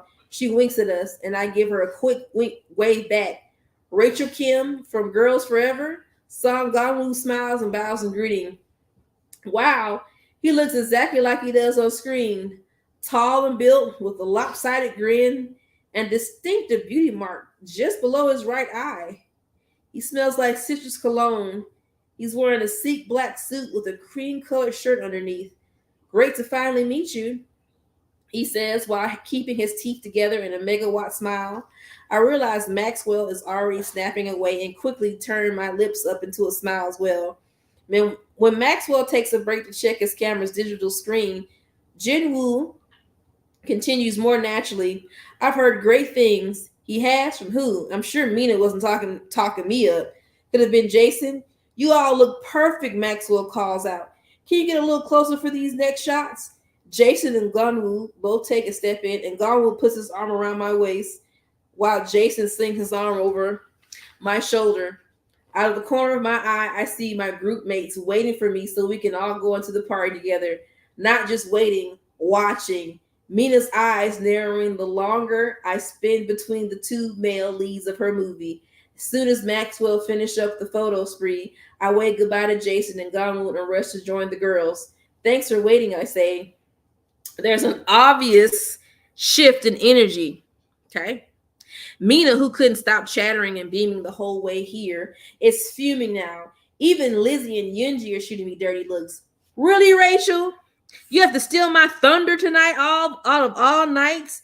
Mina mutters under her breath. As we head towards the screening room, her glance darts off to the side, and I follow her gaze to find Mr. Chu waiting in line for the men's room, arms crossed, a severe expression on his face. Oh no, did he catch my spontaneous photo op just now? I know how much tonight means to Mina and how important it is that she be the one on the media reports tomorrow, not just for her own pride, but also that her father will take her acting dream seriously. No, Mina, I'm sorry, I say earnestly. You're totally the star tonight. It's just Maxwell's photographer that I met in Paris, and I... Paris again, Lizzie rolls. Now, this thick-necked bitch, she keeps talking outside her mouth. We get it, Rachel. You went to Paris. You met cool people. You don't have to bring it up every chance you get. Honestly, Yunji says, looking even more annoyed than both Mina and Lizzie.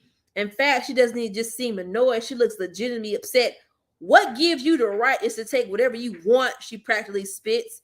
Then her brows are knitted together for a moment as if that's not quite what she meant to say. Mina gives her an odd look, and then Yunji mumbles, I mean, Mina's spotlight. You just can't take it. Before I could open my mouth to say something to fix this, my 8 group mates walk into the event hall without me. Child!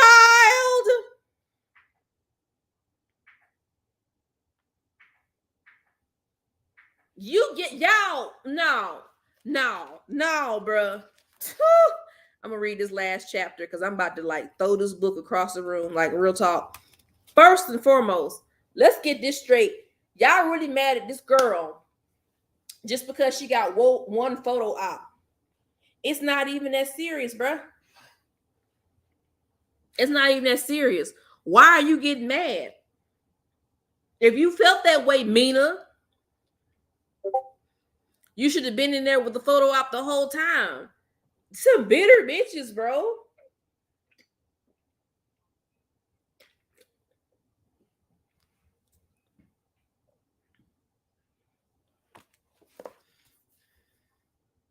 I'm beginning to think that too. Cause I'm trying, y'all. I'm gonna read this last chapter because I'm getting irritated, bro. I'm getting irritated. I'm getting real irritated, y'all. Chapter 16. I spend the whole premiere screening half watching Mina cry over Song Gunwoo after a car accident leaves him with amnesia, and half watching real life Mina 3 seats down from me out of the corner of my eye. When we first sat down, she was still fuming, but luckily for me, once the field got underway, she seemed to calm down, possibly distracted by watching herself on the big screen. Actually, I have to admit that Mina's pretty good. I'm glad she took the chance and pursued this, even though she knew her father wouldn't like it. Farther down the road, I hear stifled sobs. Yunji has tears streaming down her face. That's bitch number 2. Bitch number 1 is Mina. I'm sure this moment when Gunwoo tells his father he'll never forget him is moving, but not that moving. Between her tears now and her weird outburst earlier, something more has to be going on. She definitely been acting a little off lately. Since our trainees days, she's always followed Mina in wake, but never got that same cutting edge from her that I did from bitch number 3, who's Lizzie. I actually felt a bit sorry for her. She's kind of like Sunhee.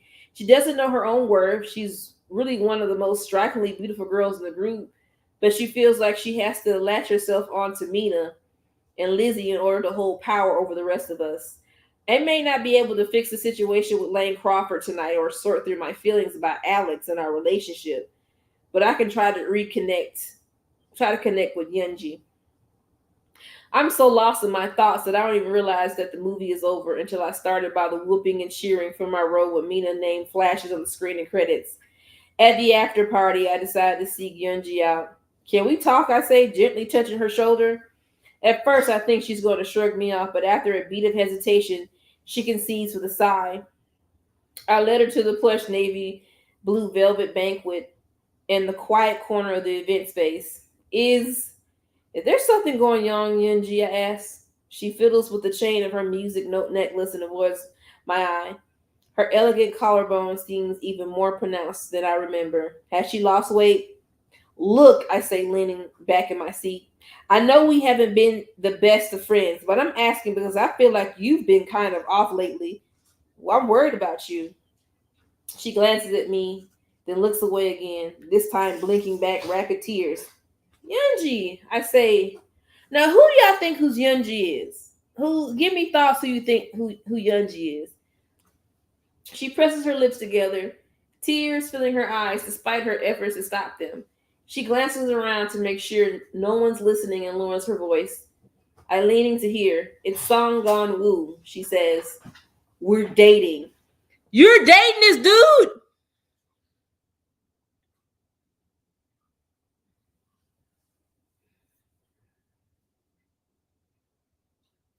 Mm, that's some good detective work. Oh, I didn't see that coming. I think back to those times Mina bragged about her role in When I Loved You and Yunji would grow tense. She wasn't jealous about the acting opportunity. She was jealous about the time spent with her boyfriend. I'm not sure the best way to cover her, not sure how much I want to reveal about my own dating life. Oh, wow, Yunji, I say, patting her back lightly. That has to be really hard. When did you guys start dating? I asked, trying to think of when their paths might have crossed before. And how do you ever get to see each other? I add. She and Gongwoo might have been the benefit of living in the same city, but he's way more recognizable than Alex. You know what? You know what? Hold on. Hold on.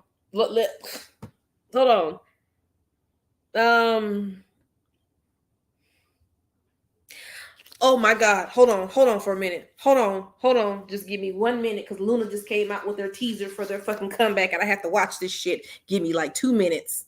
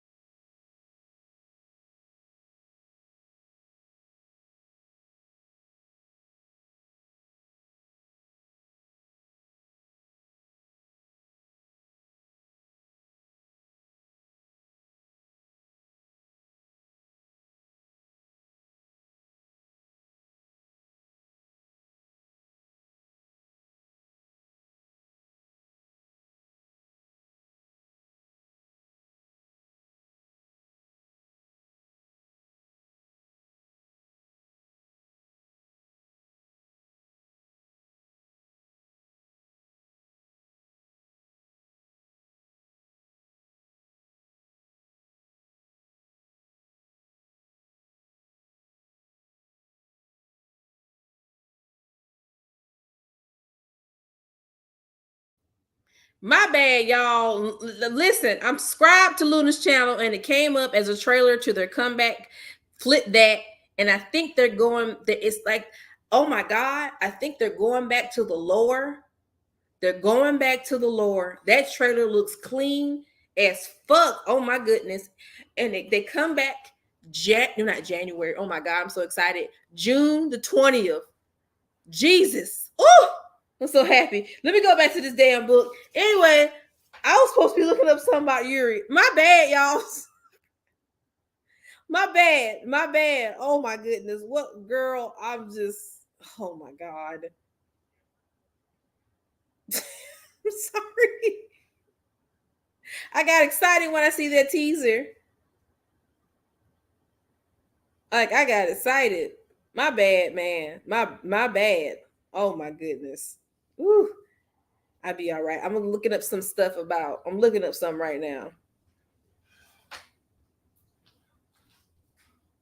Okay.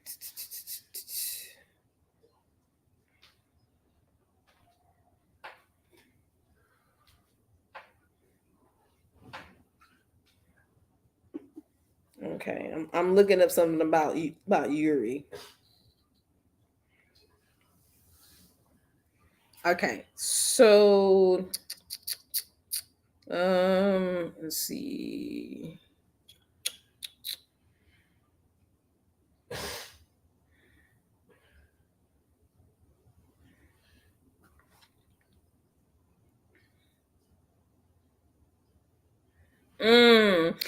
But the thing about it is, Yuri is dating a baseball player, though.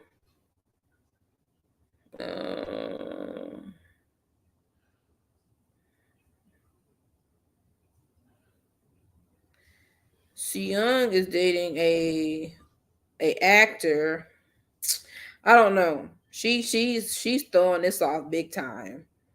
I'm over here doing my own detective work. Anyway, we'll figure it out as we go along the path. Let me open this book so we can hurry up and read this so we can get off for the night. All right.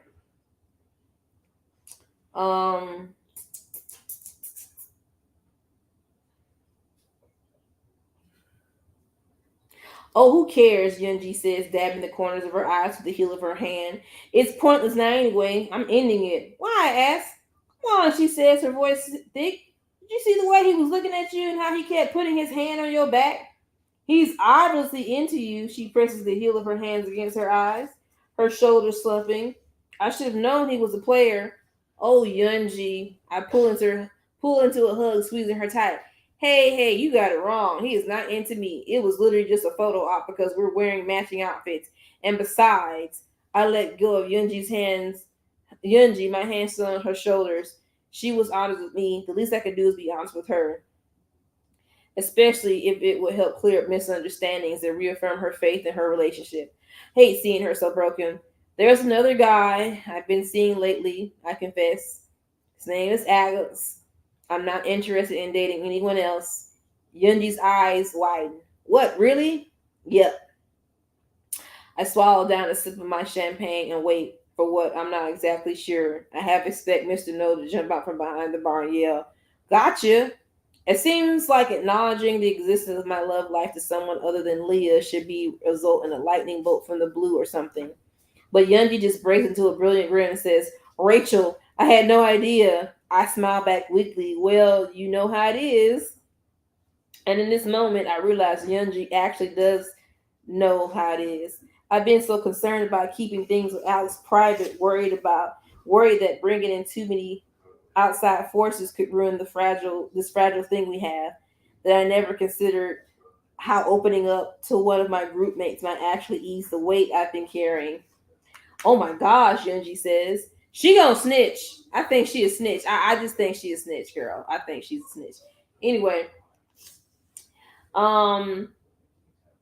looking more alive than I've seen her in weeks. We should totally go on a double date. I clearly choke up the sip of my champagne, sending bubbles up my nose. How on earth will we get away with that? But Yunji looks so happy, and I feel more connected to her now than I have in all my years of knowing her, and I don't want to let this go. Oh yeah, that'll be fun.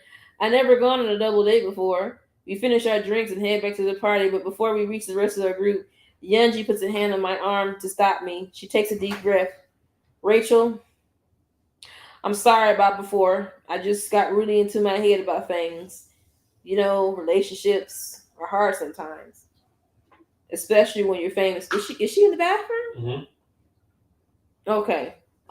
With the light off? No, lights on. I creaked the door. Oh, okay. I nod. I get it. Oh, do I ever? Hesitant at first, she holds out her arms for a hug. I grin and wrap my arms around her. Now I just need to come up with a top secret plan for a double date featuring Korea's biggest star film and television, and two ninths of the biggest K-pop girl group on the planet. No problem. And in this chapter, things are about to go down. Okay, so when Jessica said that Yoonji doesn't know her own worth and she clings to Mina and Lizzie, that immediately made me think of Yuri. Because, you know, Yuri always thought she was the ugly one of the group because of her dark skin. And Yuri was pretty.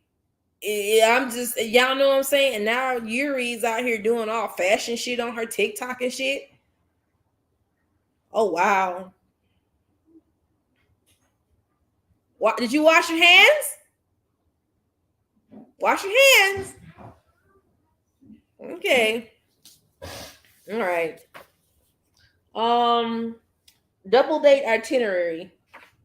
6 o'clock, Rachel arrives at restaurant, heads to private room C. 6:03, Alex arrives at restaurant, pretends to take a phone call, hovers near hostess and stands until Yoonji arrives.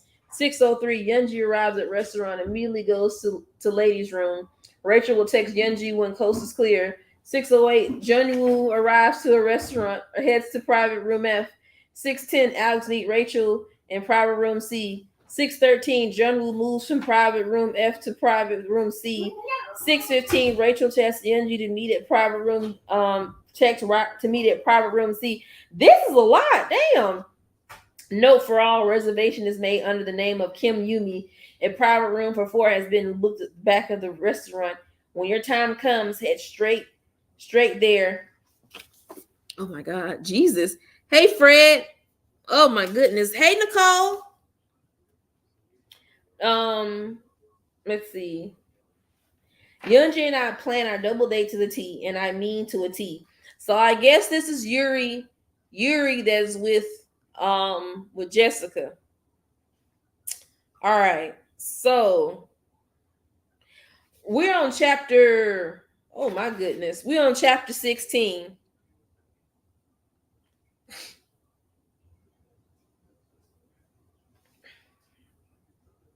I admit secretly planning it all with Yoonji is actually really fun. It feels like we're trying to figure out how to execute an Ocean's level scheme. We spend hours looking up different restaurants with private rooms in inconspicuous neighborhoods before ultimately settling on Marigold's house. It's nice, but out of the main flow of things, tucked away in Gangbuk. It's still a risk, no doubt about it, but I feel pretty good about Marigold House. After all, the staff there has kept bigger secrets than this. Rumor has it that the prime minister held top secret meetings here when he needed to negotiate a major piece of legislation without it being leaked. Plus, Yoonji knows the hostess from elementary school and swears she'll be cool. I'm still a little nervous about the whole thing, but Yoonji and I have done our best to make this double date as covert as possible. And I take comfort in the fact that if Alex and I can manage to evade road raging paparazzi in Hong Kong, we should be safe grabbing a quiet dinner here in Seoul. It's a whole ordeal coordinating schedules, so the 4 of us arrive at different times and are not spotted together. So Alex is a saint for going along with it all and keeps insisting that he doesn't mind all the cloak and dagger stuff. He actually really is excited about meeting Yoonji. I know it's because I've specifically kept my relationship with Alex private, but it's all still strange to realize none of my group mates have met Alex or vice versa. The two huge parts of my life don't overlap at all. Finally, the night arrives. I spend way too long on my outfit, finally deciding on a simple white t-shirt, black leather leggings, and cropped moto jacket. Sadly, it's far than important to look inconspicuous than to dress up. Part A of mission double date goes without a hitch. We arrive at staggered times, plan exactly as planned, and within 20 minutes, okay, not so exactly as planned, of stepping out with my nondescript black car, I find myself sitting around the dinner table with Alex, Yunji, and Junwoo, amazed that we're actually putting this off. I feel like I've entered some type of parallel universe as we laugh and talk over plates of black cod, charcoal grilled chicken drizzled with house-made chili pepper sauce, wild mushrooms nestled over sticky barley rice, bluefin tuna layered with thin slices of Korean pear. This is amazing, Alex says. Girl, y'all eat good over there. Alex says, taking a fork full of tuna. I'd come back to Korea just for this. You say you live in Hong Kong, right? Jung says. I've been there once for a fan meeting. Great place.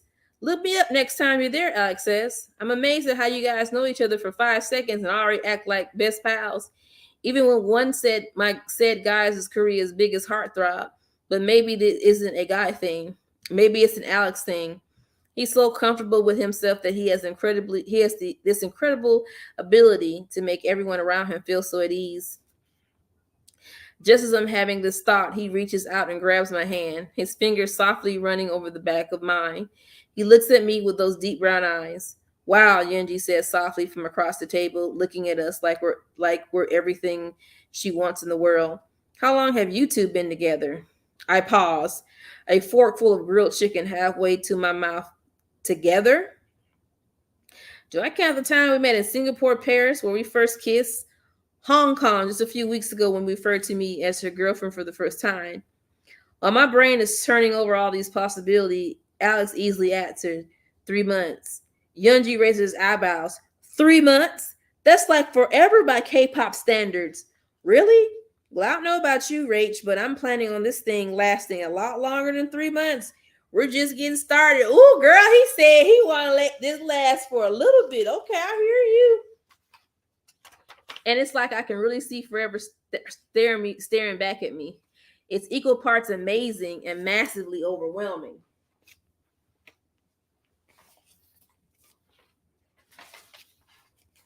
I break out our eye contact and shove the bite of chicken into my mouth. My cheek reddens up and my eyes water, but I don't think it's from the heat of the chili sauce.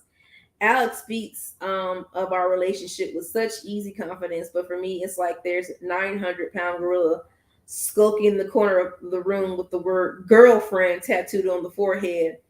Half of me wants to ignore it and focus on how much I enjoy being Alex, but the other half knows I can't. I swallowed at my grilled chicken and turned to Yunji and Gunwoo. So how'd you two meet? Yunji smiled shyly. Apparently, he's been trying to get my number for months. He kept asking his friend who knows me to set him up on a date. It wasn't months, Junu says defensively. It was several weeks, and then a few more weeks after that. I'm pretty sure several weeks plus a few weeks equal months, Yunji teases. We all laugh as Gunwoo blushes with a bashful shrug. Throughout the dinner, Gunwoo keeps reaching for Yunji's hand under the table, lacing his fingers with hers as he chats. So natural the way he does it, like he's been doing it all his life. I could tell how happy it makes Yunji. She looks so alive, and the two of them seem really in love, though I guess looking like he's really in love is literally how Gunwoo makes his living. I shake the thought out my head. Not now, Rachel. Don't ruin the mood. Tell them about your latest sponsorship opportunity, babe, Jonu says excitedly. Yunji smiles shyly. I just found out I'm doing a photo shoot for South Korea Amour's new line of scents. It's going to be so much fun. That's great news, I say. You'll be amazing at that. When it's time to leave, we go the same way we came, one by one, getting out of here without drawing attention. It's part B of tonight's mission. I'm praying that it will go just as smoothly as part A. First Gon will leave. Then 14 minutes later, Yunji. Alex and I sit side by side looking at the time on our phones, scouting down 15 more minutes. So, you sure we can't take that nighttime stroll by the Han? Everybody got to go by the Han River. Everybody is by the Han River.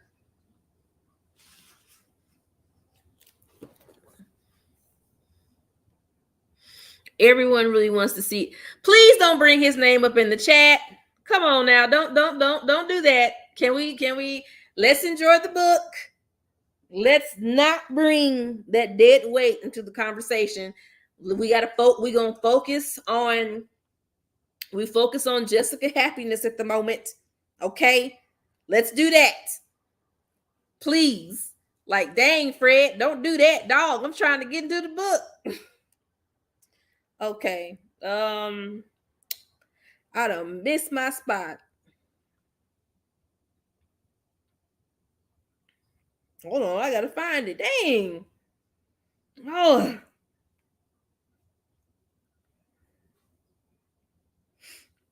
Oh my goodness. Okay.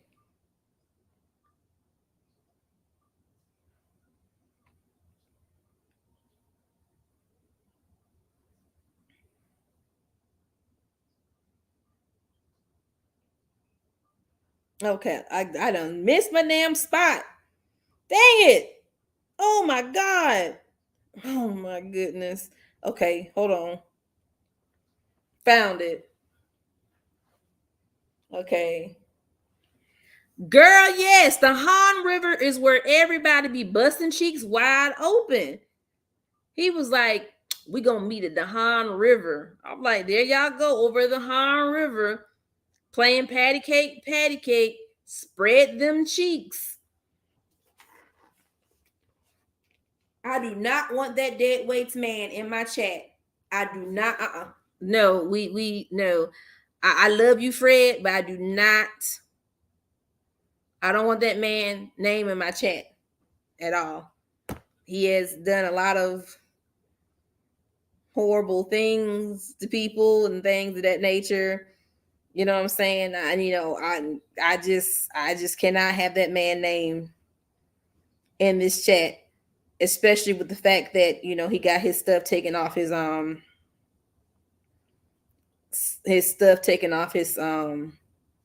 of Instagram. But anyway, let's keep reading.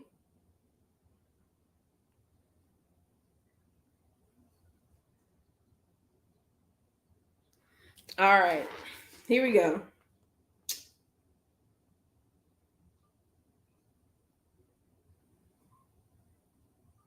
Oh my goodness, I done lost the damn thing, man.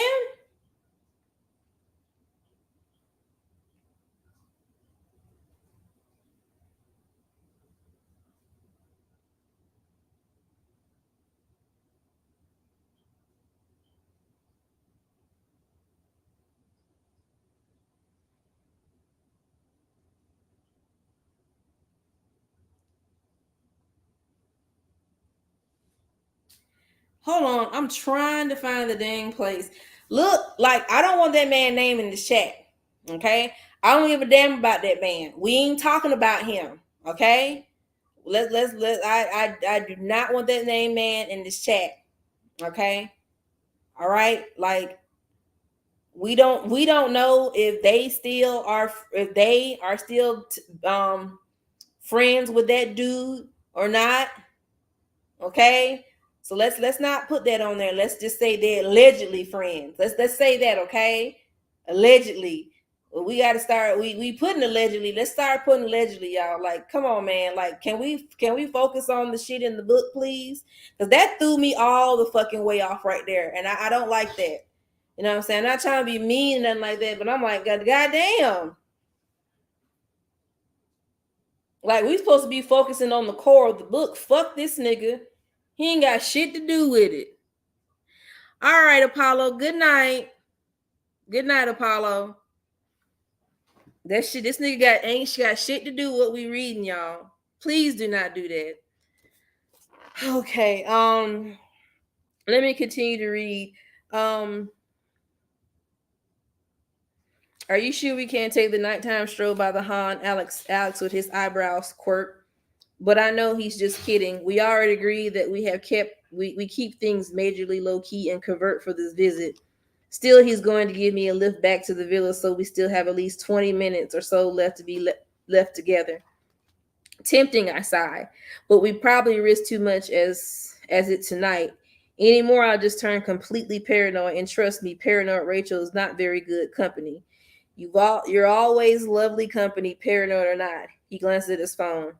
Time for my exit. See you soon. He gives me a grin, kiss on the cheek before turning the door. But before he can step out, I grab his arm, spin him back around, and press my lips to his. So much for the tightly coordinated schedule, he says. Then we break apart, laughing softly. I need a proper goodbye, he says. We're not saying goodbye, he says. We still have the car ride. And then he kisses me again, slowly, sweetly, reminding me of all small moments we miss with the distance between us. We're really messing with the schedule, I say. I'll see you in the car, he says, letting go of me. Then he's out the door. It was time for me to go. I pull the collar out my moto jacket around my chin, throw on the baseball cap. I really am trying to look as un-Rachel as possible, and walk out of the restaurant directly into the waiting car outside. Alex got a rental with the extra dark tinted windows just to be safe. As I slide into the front seat next to him, I chance a quick around, no paparazzi in sight. The car pulls away. I can't believe it was really that easy. Part B of the mission success. I sink back into my seat, relieved. Happy? Alex asked, glancing at me from behind the steering wheel. Very. You're really anxious about tonight, huh? I turn to look at him, smiling, but there's worry in his eyes. I gently smooth the crease between his eyebrows. It's all right, I say. It went well. Much better than I expected. I'm hoping this means we can see more of each other, whenever you're in Seoul, without having to look over our shoulders all the time. He smiles, catching my hand with his. That would be nice, but I don't mind all the sneaking around. I beam at him, grateful as always that he's willing to put up with all the drama that dating someone with my life entails. It's actually kind of hot, he adds. I playfully slap him on the arm and he laughs. Hey, he says, growing a bit more serious, rubbing his thumb across the back of my hand. I got an email right before I got to the restaurant, but I didn't want to tell you during dinner. Celeste says they want to see your next season designs by launch day. If you can promise them, they'll agree to stock your first bags. I'm so distracted by the feel of Alex's soft hand in mine that it takes my brain a minute to catch up to what he's saying. Lane Crawford is going to take my line. I squeal and do a little happy dance in the passenger seat. Alex laughs and dances along with me as best as he can from behind the wheel, but then his brow creases.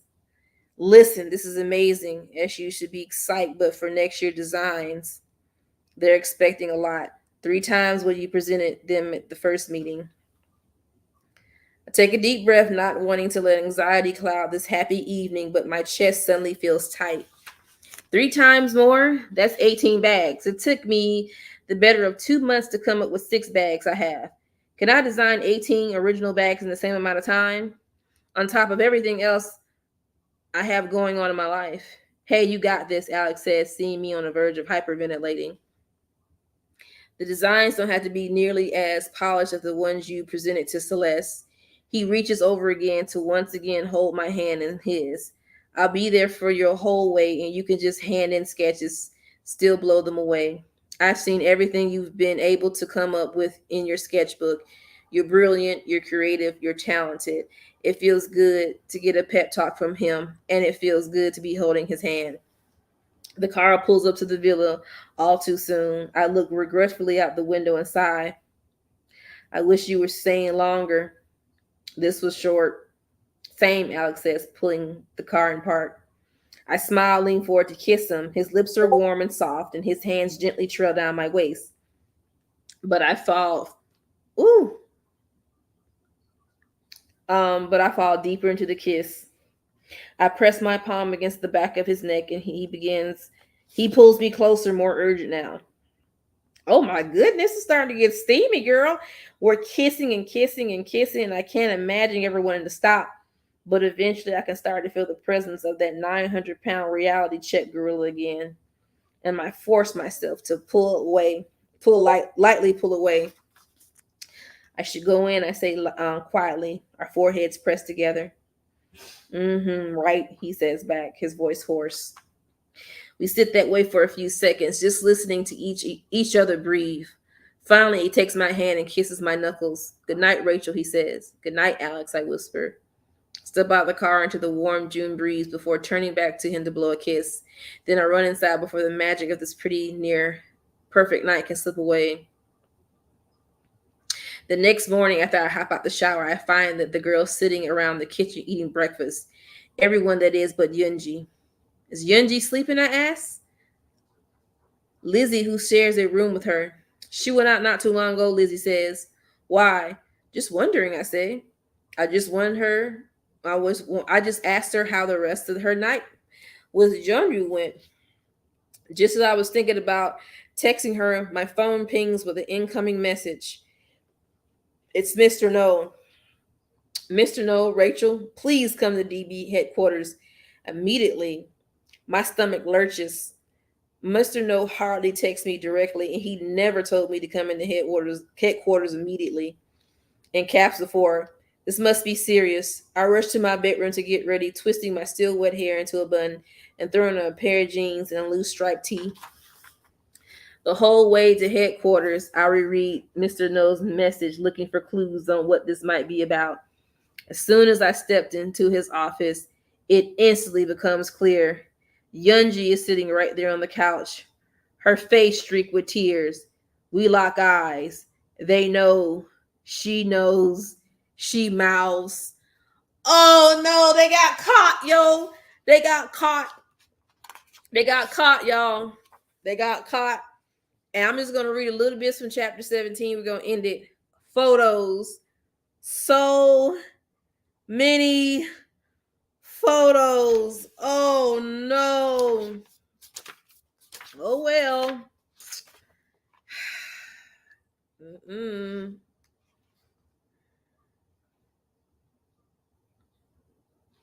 Mm-mm. Mm-mm-mm.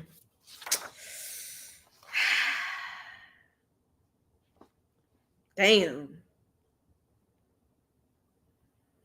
Mm-mm-mm.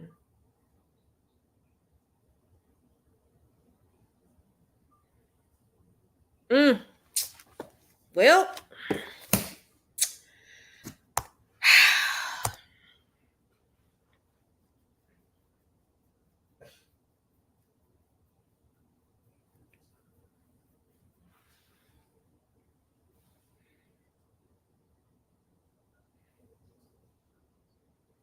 Mm.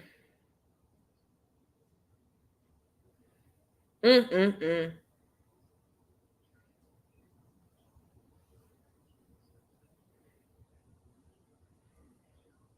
Wow. So I don't even know what to say, y'all. That's crazy.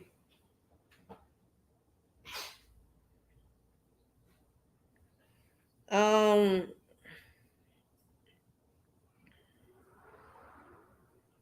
wow. So they got caught. I do think that Yunji said her homegirl that she knew from elementary school wouldn't sell her out. I'm pretty sure that her homegirl actually did sell her out. And Alex has all these plans saying they won't get caught. But now I'm just getting to the point like you getting messy, bro. Y'all getting messy, and it's a lot.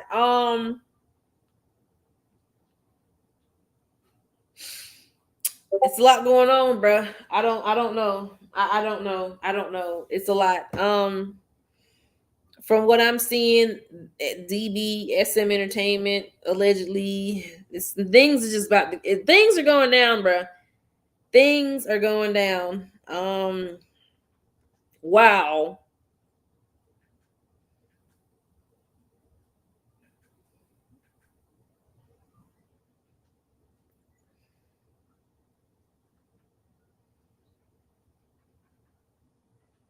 Things are going down. So, what are y'all predictions for the next chapter?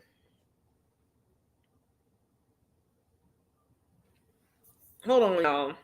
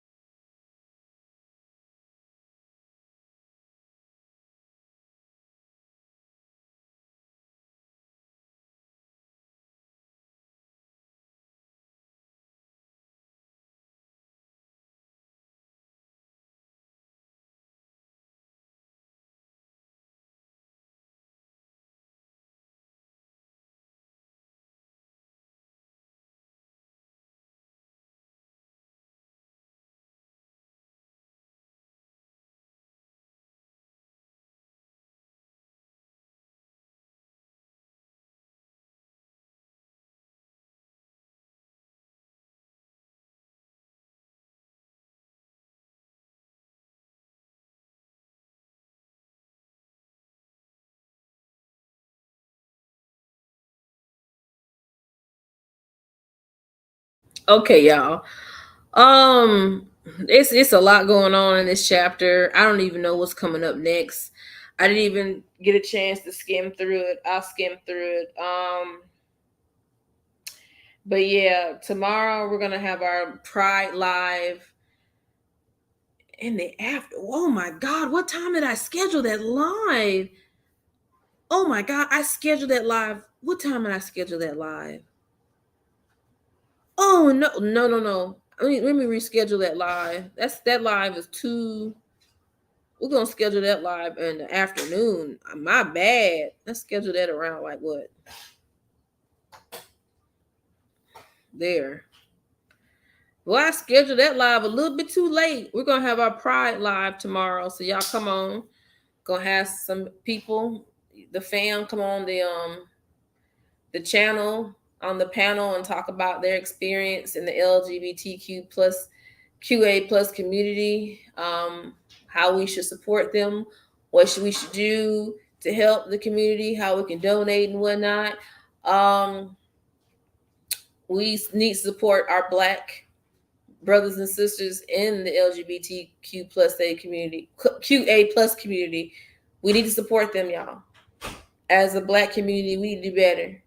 Because we can't be out here saying Black Lives Matter and we not out here with, with our Black queer brothers and sisters out here. Like, get it together. Like, for real. Because y'all technically out there killing them and it's not right.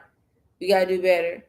But I'm sorry for the mood shift. When I see the Dead Link's name, I don't like his name. He just gives me really bad, crunchy vibes that he makes my skin itch. I don't like thinking about that man. I don't like seeing his name. I don't want to think about him. So I do apologize for the mood shift.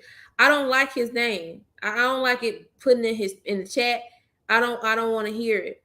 I wasn't trying to be, if I was, felt like I was coming at you a certain way, Fred, I do apologize. And I do apologize for the shift in the mood of the chat. I don't want that man name ever again to be put in my chat. That man is a ghost. Okay? I don't want to hear about him. I don't want to talk about him. I don't want him anywhere near my vicinity and my spirit. He's just a very evil man, and just thinking about him, seeing my name makes me sick to my stomach, and it's vile. So, I just cannot. So, yeah.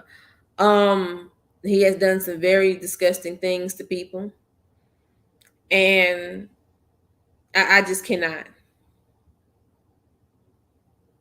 I can't. I cannot have that man name nowhere in my chat.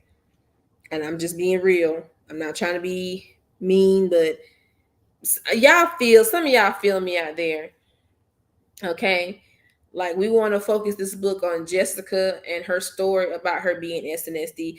I can care less about her relationship with that ghost. Okay. That's not what this is about. We let's not do that. We focusing on the relationship that she had in SNSD and with SM and her boyfriend. Let's focus on that, not with no ghosts. That we no. Oh my goodness. But we're making pretty good progress. So we got, this is 17. So how many chapters is this mug? Let me see how many chapters in this mug, y'all. Chapters up in this mug. Okay.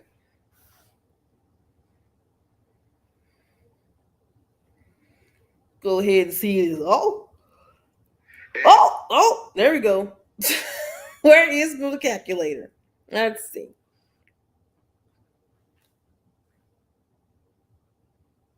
We got 13 more chapters to go because only 29 chapters, including the epilogue and acknowledgement. So we making pretty good progress so far, y'all. Pretty good.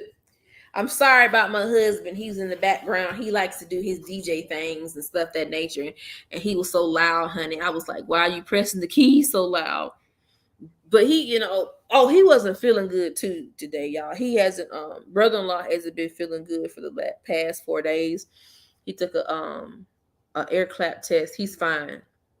It's just that it was a lingering cold, and then the sinuses got to him, and he was just feeling really bad, and he needed to rest. And he took a good rest today. Like, that man went to sleep at 8 o'clock this morning.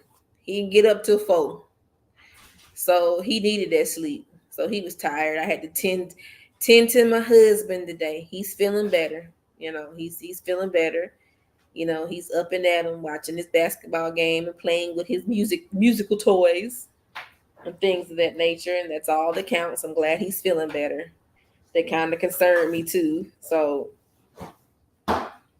and then I had a panic attack.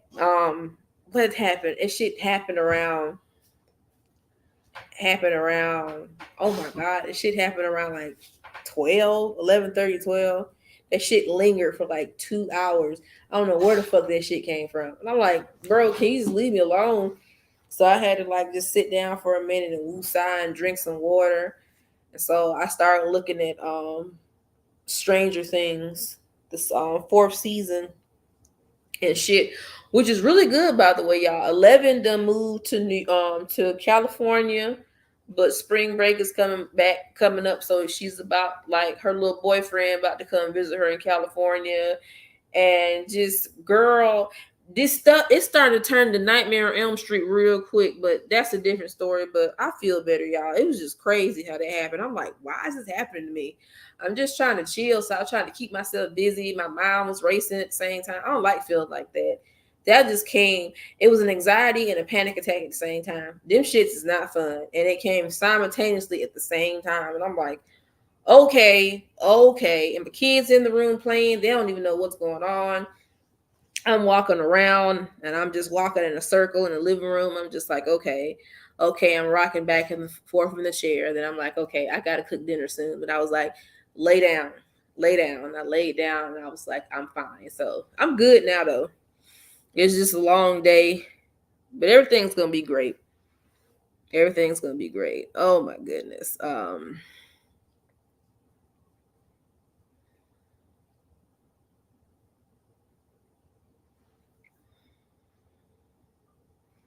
Thank y'all.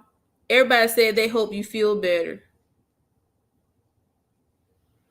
Oh, thank you. Yeah. My bad. I was in my own world. What are you doing over there? Was going. We were just looking at game stuff. Okay. But yeah. I'm also won, by the way. Oh, I seen it. Please get some rest.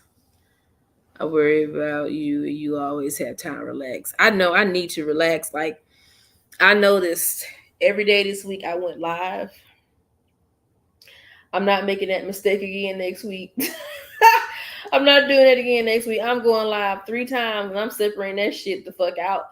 Because when I do What the Fuck Friday lives, I just come on for a little bit and go off. So I'm going to separate that shit out. I'm going to like do my books and then do a K-pop live and then that's it. And I wait till Friday to do a live. Because, bro, I pushed myself this week, man.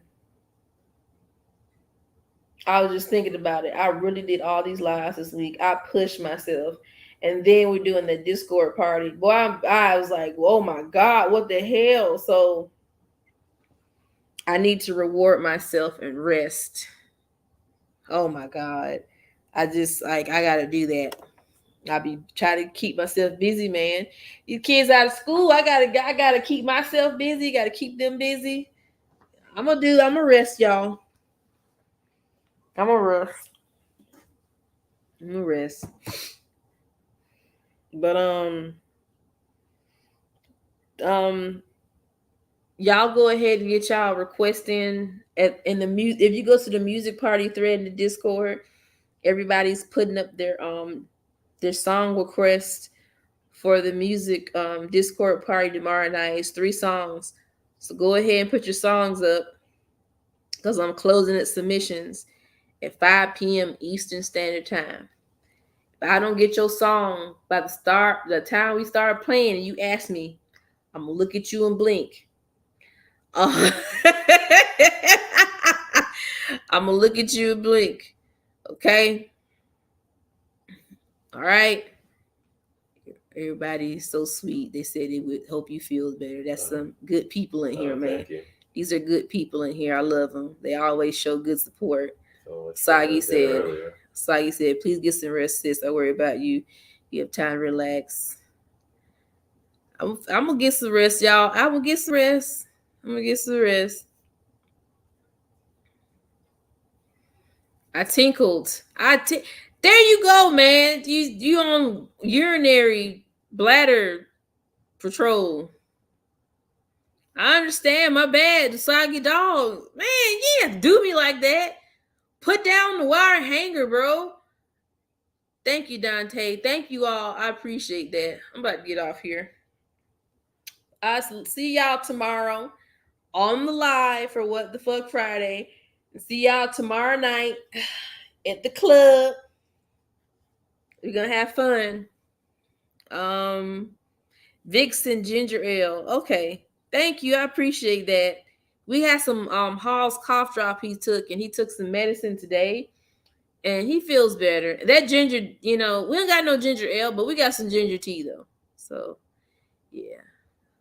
Y'all get some rest. Y'all take care of each other. Please be safe out there. We live in a world full of, it seems like evil is outweighing more of the good in this world. It's so much ugly out here in this world, y'all. So much ugly out here in this world. People out here just being mean to people, and instead of sitting down trying to talk to a person and working things out, they just want to hurt people, and they just out here shooting people, and it's just terrible. Something's got to be done. Y'all promise me, please be safe, be mindful and aware of your surroundings, and don't try to be no hero. Fucking run away, man. Just run. Avoid confrontation. Sometimes you just gotta let a person make it and have it. Just let them have it. Let them have it. Just let them have it. Because I don't want nothing happening to y'all out here. It's too much shit going on. People out here, they ain't right, man. So that being said, love, peace, and crease it. I'll talk to you later. Bye, y'all.